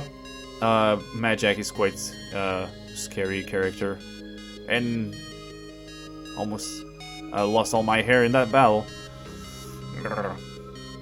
This was long enough. I enjoyed this too. I like the series. I'm 26. Aha! Well, it's a good stream. You know, there's a lot of obscure topics. There's a lot of obscure topics in this game, and I would say it's more of a 16+ game. But since I don't have a 16+, the red circle is just to make sure that when there's blood and gruesome contents, to make sure that people don't. No problem, Motion Prince. Well, you'll catch on later, and you can see. Don't forget to tune in Wednesday, okay? Good night, Leonard. Ha ha ha. Okay, alright. That's it gonna be for today, guys. We're going to say goodbye for today. Thank you so much for watching. That was a nice little bit of conversation. We could have had more, but, well, you know, life. So, see you next time, guys. And good night. Or should I say goodbye?